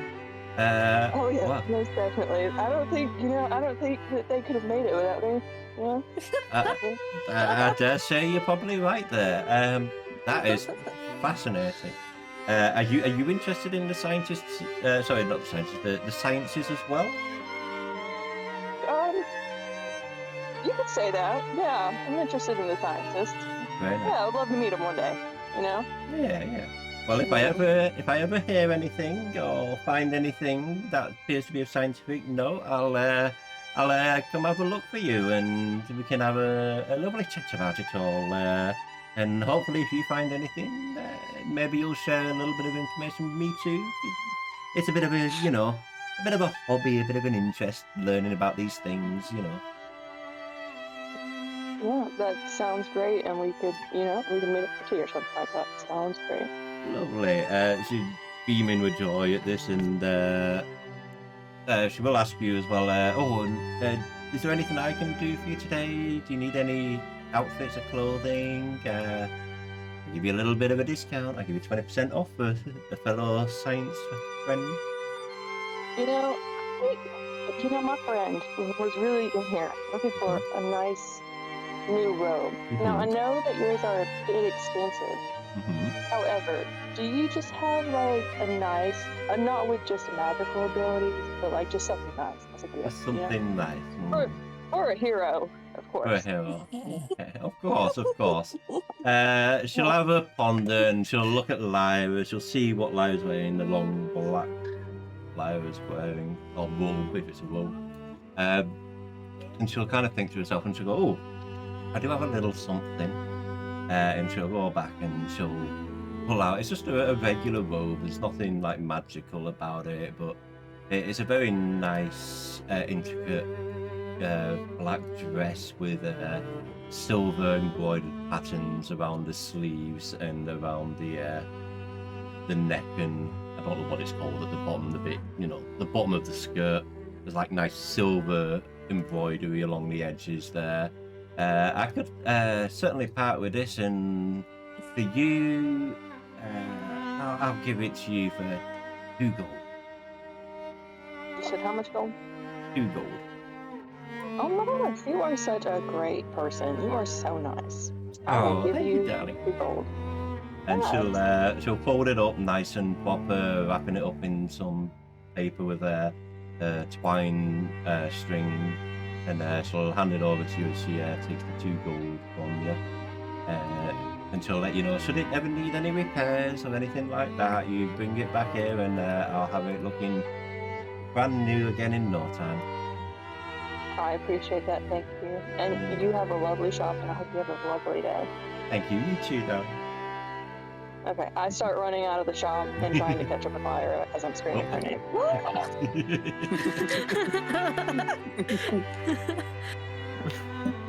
Am being screamed down the street, and she kind of just stops and turns around. Are you okay?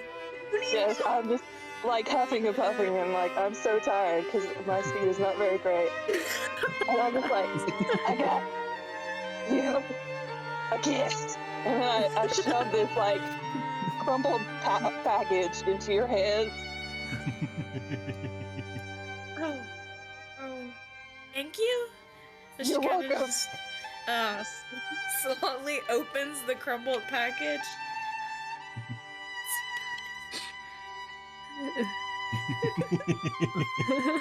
Is it magical?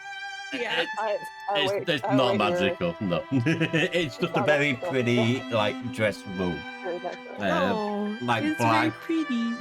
with really nice, intricate silver thread embroidery along the sleeves and the neck and I don't know what it's called, the bottom bit of the skirt. That's so cute. It's very pretty. Very pretty. Amber shakes her She head in could sense a approval. little bit of disappointment in her. Magic she's items not- aren't cheap, guys. Not Sorry. grateful for the gift. I'm glad you somewhat like it, okay? I love it.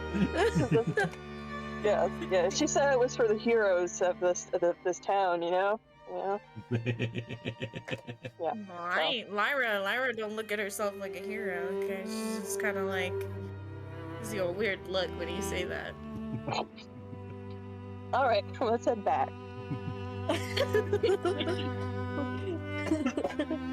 Oh lord. Oh lord. Amber awkwardly walks back to the bar. Follows you. Alrighty. Did I hear right? Do we have a DJ back with us? This is where all the Lyra and Ember fans ship them together. Actually, sorry, something. Let's move Lyra back since they've both returned. DJ Nash, you mentioned something about seeds. Is there some place you're looking to go? I think he said the general store. Yes, which is right next to the Green Queen Inn, right here. I'll take a little jaunt. Let me just pull up this one. As you enter, this is Tolliver's trading post. As you enter, you see a store filled with all sorts of items along shelves and on tables for people to examine. Everything from common pickaxes and shovels all the way up to some fine brooches, and you find this to be, as you would expect, a general store. They hold a lot of different items of general use. You are greeted by the proprietor, who is introduces himself as Baltus Tolliver, who runs and owns the shop. Fine-looking gentleman with a quite tanned skin, in a full formal suit with black bow tie and very tidy, slick-back black hair, with a intricate kind of claw-designed pipe in his mouth, smoking away as he greets you to his shop. Hello, sir. How can I help you today? Seeds. Seeds? We have lots of seeds. We do keep the farmers around here stock. What kind of seeds are you looking for? We've got sunflower, pumpkin, chia, flax, sesame, poppy, hemp, just to name a few. Are there any specific seeds you're looking for? Oh, All? So a selection. Okay. Are you looking for seeds for consumption items, such as barley, oats, and corn, or are you looking for like flower seeds as well, like poppies and roses and daisies and stuff like? Oh, okay. That is a lot of seeds, so he's gonna pull out a small bag of chia seeds, a small bag of flax seeds. I'm going to stop saying a small bag because they're all small bags. You're talking, it's probably going to be about, how would I describe the size of these bags? Probably like about half the size of a kind of soda kind of sized bags.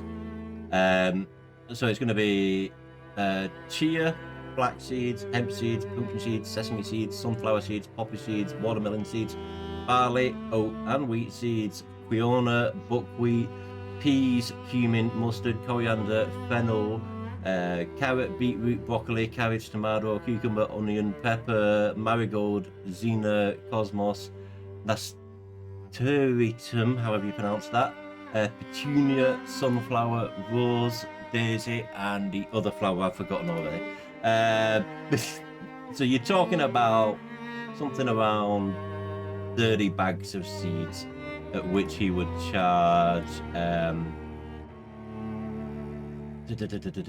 trying to remember the conversion rates. Is it 100 silver to a gold? I think. Yeah. So he would charge for all of these. So for one bag of each, he would charge. Just remember this. 15 gold pieces would be 30 small bags of seed, each bag containing anywhere from like 100 to 300 seeds, depending on the size of the seed in question. Okay. Nash will eye them very happily, and I will hand him my entire bag of gold. Oh, your entire bag of gold. He will. He's an honourable chap, so he is just gonna take the 15 gold that he needs and hand you your bag back, and thank you for your custom.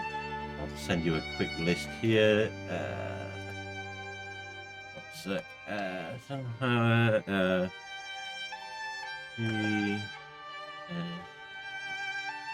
While you do so, I will take a couple seeds of the various flowers, and using elementalism, I will make them bloom, and kind of like a twisted balloon animal, but plant. I'll kind of craft it into a weenie dog, and I'll gift it to him. He will take it, and thank you kindly for it, placing it just to the side of his little countertop that he works from, so that it's on display. He likes the idea of displaying gifts of gratitude from his customers, because he very much strives to be an honourable trader.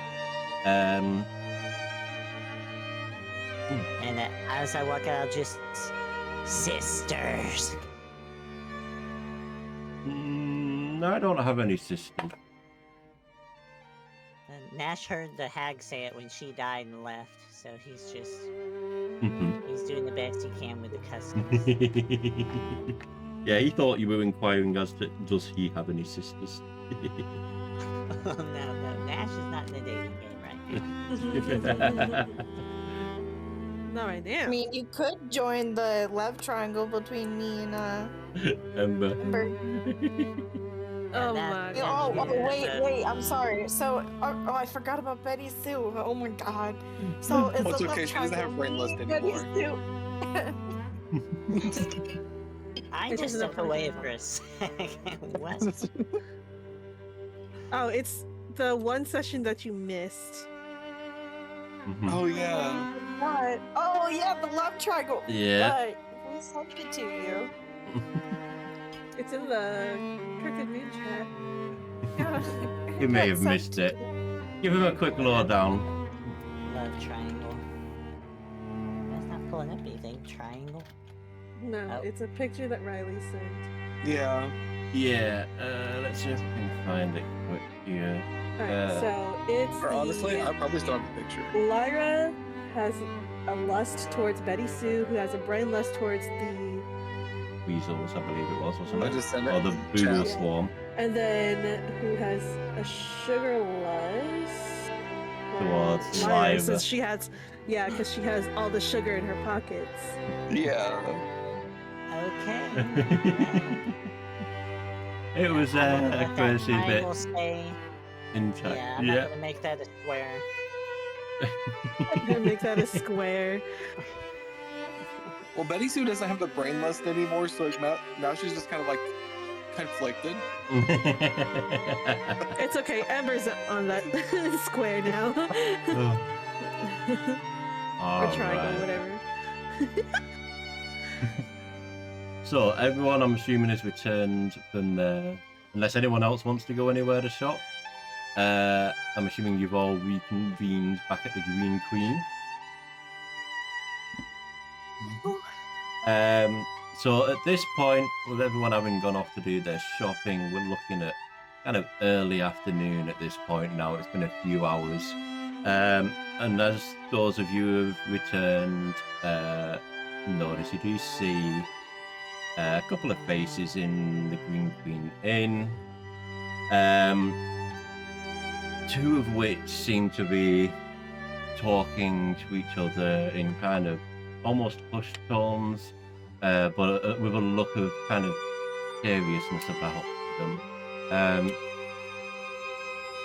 As everyone reconvenes, one of two men speaking does look up and sees the party as he comes over to you with the other man in tow and talks to your group. This man is wearing a pretty heavy looking coat. Let me just pull up his picture as well so I can make sure I'm describing him properly. Right, there he is. I'll even copy his picture actually and pop it in the chat so y'all can see it. That one. Oh, no, I didn't copy it. That's still the list of seeds. 1 second. Copy image. Why are you not copying that? The hell? Right, let me try something else. There we go. There we go. So yes, you see this is gentleman coming over to you. Looks like he's wearing a pretty heavy coat, like a labourer's coat, you could say, something that you might see a farmer or a stable hand possibly wearing, with a faded shirt and a small kind of cap hat and big bushy brown hair sticking out from behind him. He looks like he's in his older years, probably around the 50s kind of age at a guess, although that could just be as a result of whatever his profession is. Maybe he's looks older than he is. He introduces himself polite. You get a feeling that he's a polite, but he has a bit of a firm tone to his voice as well. Hold a moment, newcomers. Forgive me. My name is Jeremiah Stover. I represent the Farmers Union here in Wickermore and the surrounding hamlets. We're the backbone of this valley, but right now that backbone is close to snapping, and I've heard talk, I've heard rumours about your recent deeds in the woods and with the wolves in the square. As he's saying this, he kind of indicates to the man beside him. This is William Lodge. He's a farmer from Foxwillow, or what's left of it, we should say. He's travelled a hard road to get here, and the tale he's told me is one I just can't ignore. If you would be so kind as to hear what he has to say and possibly consider helping, as the attention here is drawn to this other gentleman. William, kind of twisting his cap in his hands. Let me see if I can grab a picture of him as well, actually. You okay there, Riley? Looks just like him. Looks just like him. What are we doing? Oh, no, yeah, I see it. Yeah, absolutely. Yeah, I see the resemblance there. Absolutely. Let me show you a picture of this other gentleman. The hat's going to be slightly different to how I've written this little kind of introduction-y thing, but that's this William Lodge. William, twisting his cap in his hands, nods to the party. Nice to meet you, though I wish the circumstances were finer. You see, my village, Foxwillow, has always been a quiet place, willed with peaceful farmers. We have even had a guardian of sorts, old Jericho Sticks. He's a living, walking, talking, singing scarecrow. We don't know how he came to be, but he's been affixing our fences and singing to our children since before I was even born. But 6 months ago, old Jericho just vanished, just gone. And since then, the village has turned sour. Neighbours who grew up together are shouting murder across their garden fences, blaming each other for the strawman's disappearance. The trust is gone, and fear has moved in. Then the land itself began to rot. Every crop we planted, beans, squash, barley, it all withered and died in the dirt. Everything except the corn. The corn is still growing tall and strange. It ain't a natural growth. His voice drops almost to a whisper. Then a few weeks back, folks started going missing in the night, and the next morning, there'd be new scarecrows standing in their yard or sat at their table, stiff, silent, and wearing the clothes of the missing. Hardly anyone is left in the village now, and those who are have barricaded themselves inside their home, watching the corn move when there ain't no wind. Jeremiah steps back in. Here's the cold truth of it. Fox Willow provides the grain that feeds Wickham. Without their harvest, all our families go hungry this winter. We've got a crisis in our hands. The Farmers' Union is prepared to make a deal. If you go to Fox Willow, break this curse, and hopefully find the missing people, I'll rally the farmers from every village in the Union. We can pay you 150 gold pieces each for your service to solving the issue in the valley. William does chime in again and says, my cart is loaded and ready. It would take 2 nights to get to Fox Willow. If you agree, then there really is no time to waste. We could talk more about the villages, the lay of the land, or anything else you wish to know while we travel. Will you help us? Lyra kind of looks at Nash and points at him. Scarecrow? Nash will look over. They'll look at Nash and they'll be like, kinda like that. Yeah. Although ours don't move, talk, or have any appearance of life within them like this chap seems to have.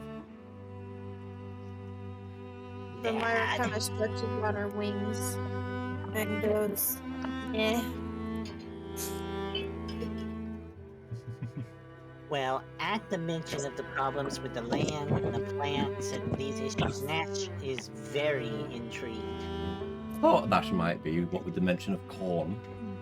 Yes, very intrigued. And especially strange corn. He's never seen strange corn before. Normal corn, slightly strange, but he's very interested in this, so... Yeah, they're saying will it's like a just love it. strange growth, so to speak. Like, while everything else rots and wilts, the corn seems to be doing just fine, if not thriving. Which, with everything else going on, is very strange. Okay, Nash is under his breath repeatedly, corn, corn, corn. And I will gather up little Billy, and I'll kind of spread my arms out and usher the rest of us to the car. Okay. Now, is everyone else in agreement? Lyra kind of looks at Nash. She kind of stretches her wings and she goes, I'm tired. I don't want to go. Okay, let me see what I've got here. I've got something for Lyra. Chia. I will take a chia seed and I'll grow her some chia pets. Wait. Which character? Fill Tila up with dirt, add chia seeds. Oh Yes, my. there we go. He's gonna become a chia pet. Yes! Make Tila your own chia pet. Your living, breathing chia pet. Please, I need it. Oh my lord. I'll scoop down, I'll grab some dirt. I don't know if she opens up at the head. Yeah, she opens up her mouth. She's like, ah! I'll just stuff the dirt in there, and then you gotta do it in a She can't taste anything, so yeah. Then I'll sprinkle she can't some breathe. chia So seeds, she doesn't so take she air. gets like a little chia afro.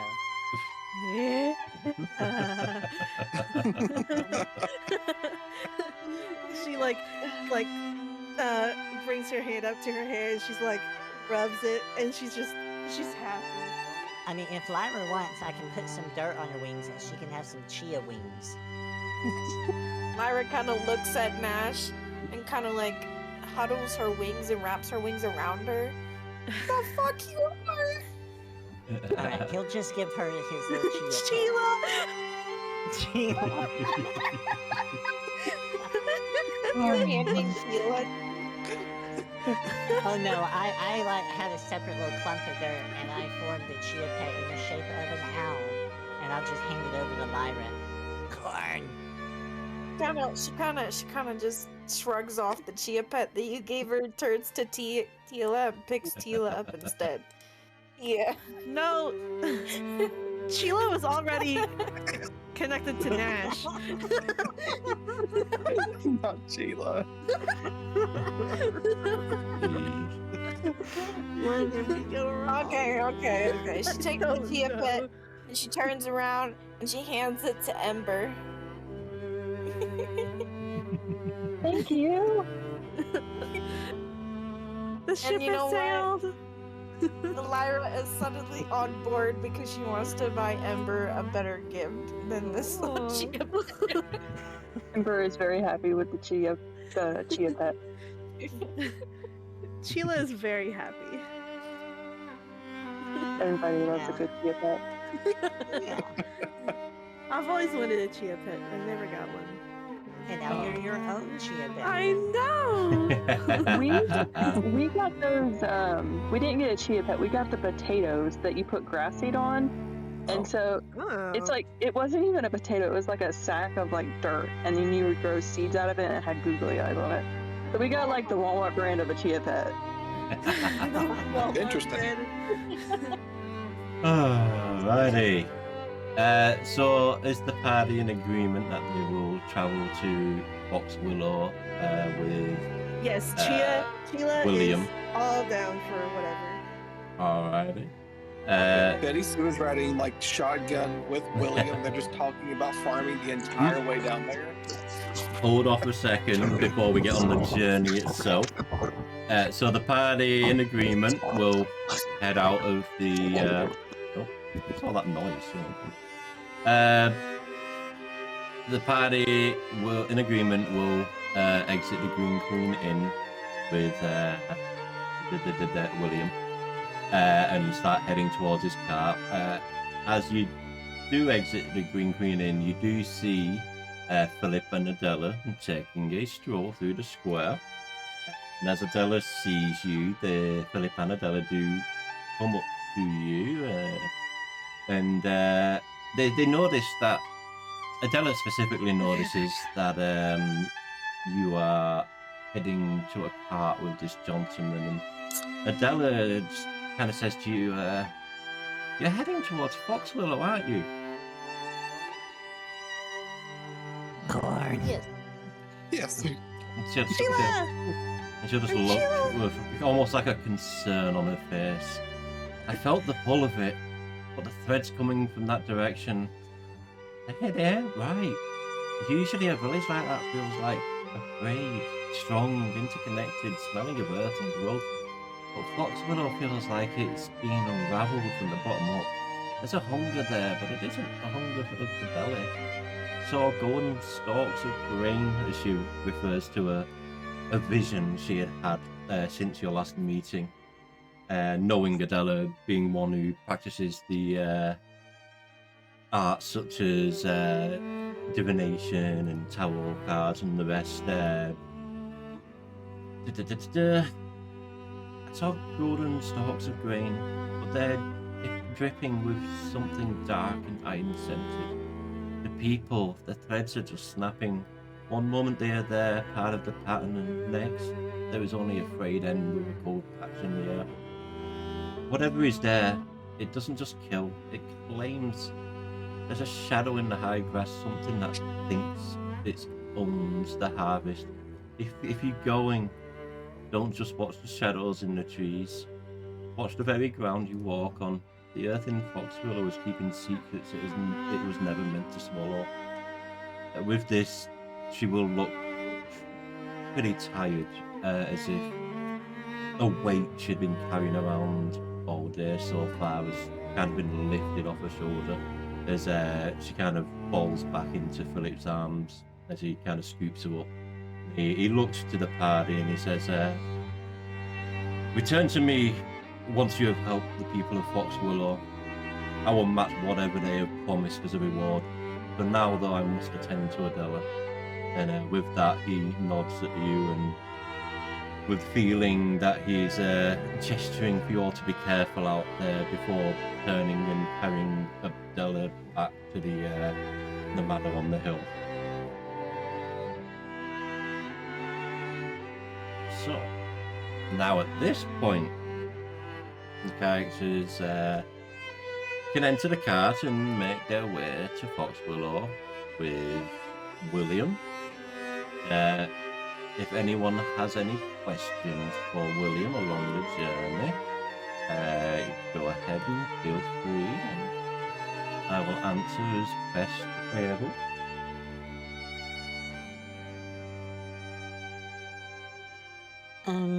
Nash will kind of poke his head between him and Betty Sue, just quizzically. Corn?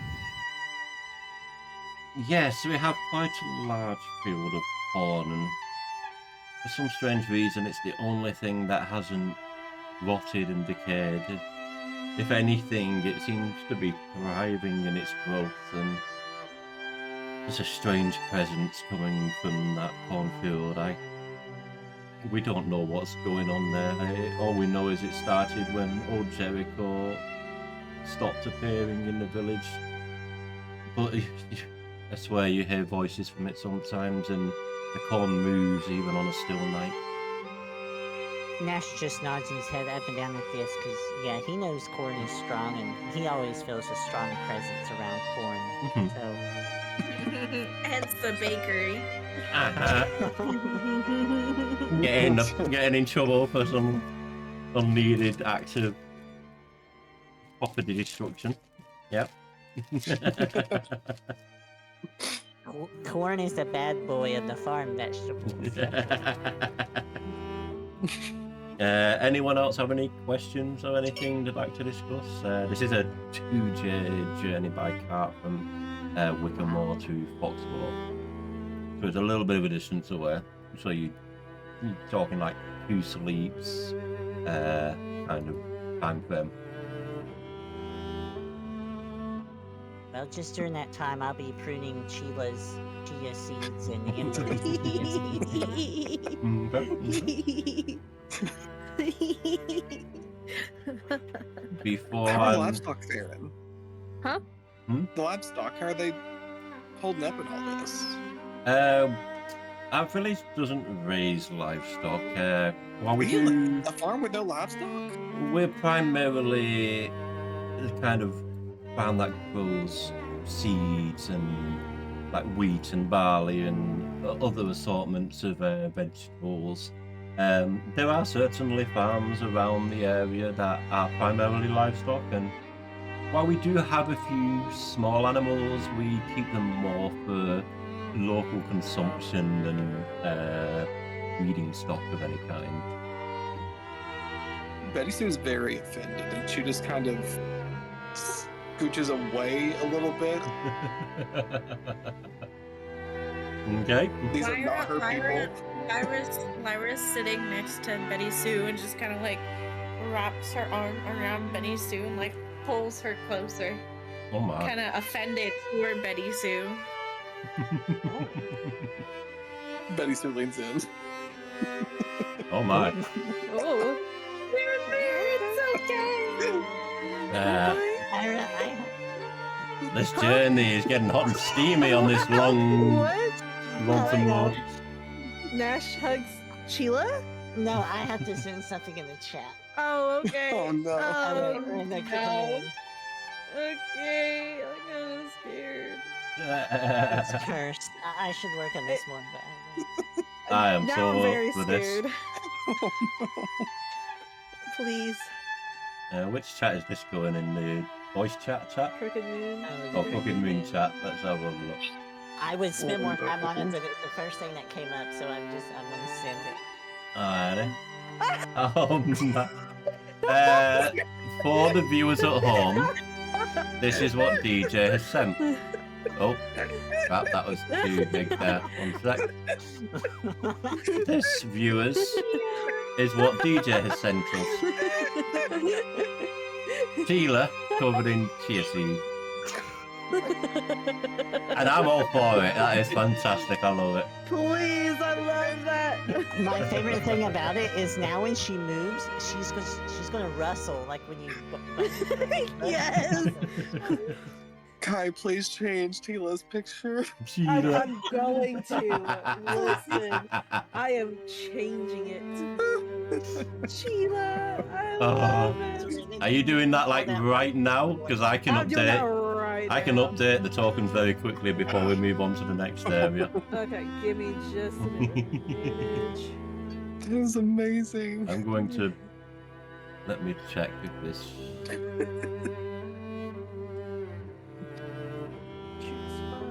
Get out of here. I want to read what this says. Okay, I'm going to pause the session so that I can swap There we over go. to our There new we map. go. And then bear with me a moment so I can check if it has updated. It has updated on my end. So give me a minute here, guys, while I delete Sheila and add her to the maps I have here.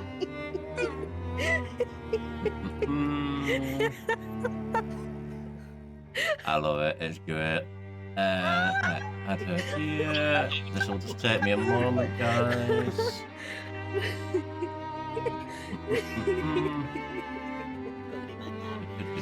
I love it. Add her in here. And 2 more maps.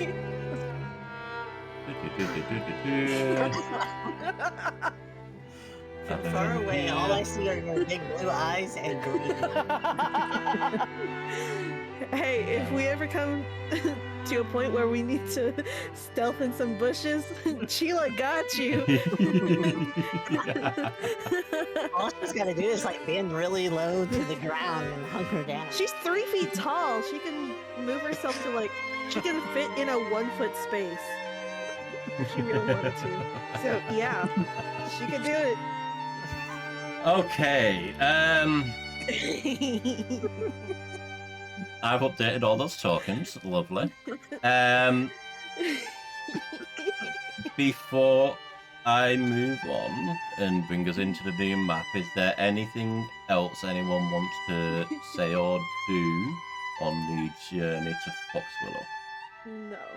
Please, Can we keep going? Can her chia hair get longer? Entirely up to you. This is like the mustache all over again. Yes! Yes! Yes! Yes! I love it. Alrighty.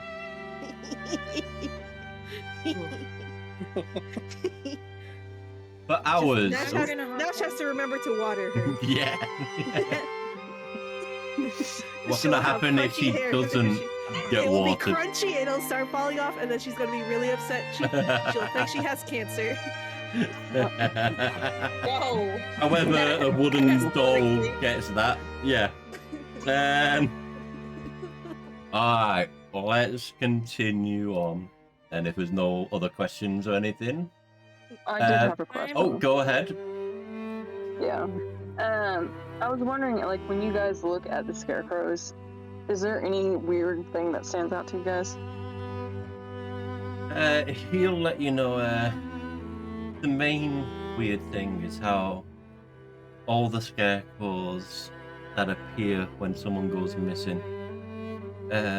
When one person goes missing, one new scarecrow appears, and the scarecrow is dressed like them, and it has a face either painted or carved onto the pumpkin that is like a mockery of how that person actually looked. Alright, thank you. No problem. Any other That's why questions fancy quickly? fucking heads. They do have pumpkin heads, yes. These scarecrows. Oh, I said they had squash heads. Sorry, say that again. I didn't catch that. I said they had squash heads. Oh, right. They're wrong because it's different fruit or a vegetable, whatever. Yeah. Yeah. Yes. So, for hours, your cart has creaked through barren fields littered with ragged scarecrows, wilted wheat, and rotting pumpkins. The air carries the bitter scent of smoke, and ahead, a fiery glow consumes the horizon. The town is burning. William urges the horses faster. Moments later, you arrive in the town square, where a wild brawl unfolds among a dozen farms. Two buildings, what appears to be the town hall and a small shop, are engulfed in flames, set alight by a blazing windmill, now a spinning tower of fire. William turns to you with eyes wide with horror and pleads, "By the lady, please save Foxwillow." And we are now here in the town of Foxwillow. And just for clarification, all of these pumpkins, so the three in the middle that you can see, are all fighting each other. But from the distance you are at, they look like villagers due to wearing the clothing of villagers, having hair like the villagers. At this distance, you cannot tell that these are actually the pumpkins, so you believe them to be villagers fighting. By the way, Ember, has Buddy come along with the group? No, Buddy has stayed behind because he only has Okay. 6 health. Okay. And is the Grim with you? Honestly, Ela. I'm gonna hop out because I have work at 5 a.m. and Okay. I still chow and stuff. Have a good so- night, Rose. That's Good fine. night. Night Rose, sleep well. Since we are two down at this You point, better then, sleep. since we are two down at this point, if everyone wants to continue, you can, because being two down isn't really going to affect the amount of stuff you really can do here. But if you want to call the session for the night and pick this up on the next session from this point, whatever the remaining four here are looking to do. I'm probably gonna head to bed. I was gonna say, Okay. I'd rather have everyone else here. I understand. Alright, we will call the session there for today then.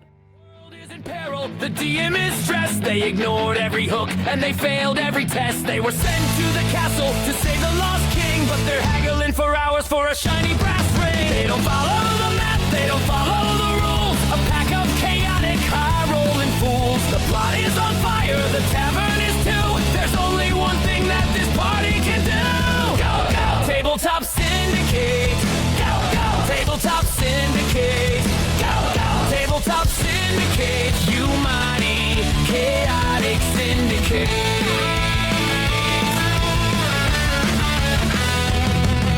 The ranger is distracted, the bard's in a fight. The paladin's crying at the terrible sight. One natural 20 and the boss is a joke, while the wizard's busy turning the gold into smoke. They've gone off the rails, they're looting the chair. Is that a fireball in a library? Gods help us all!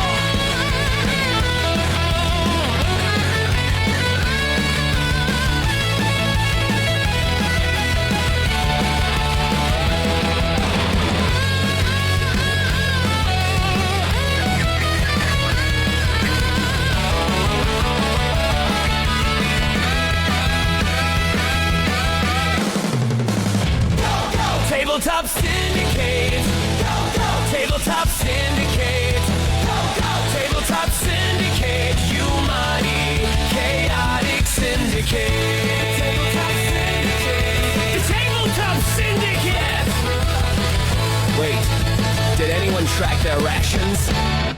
Dum dum dum dum dum.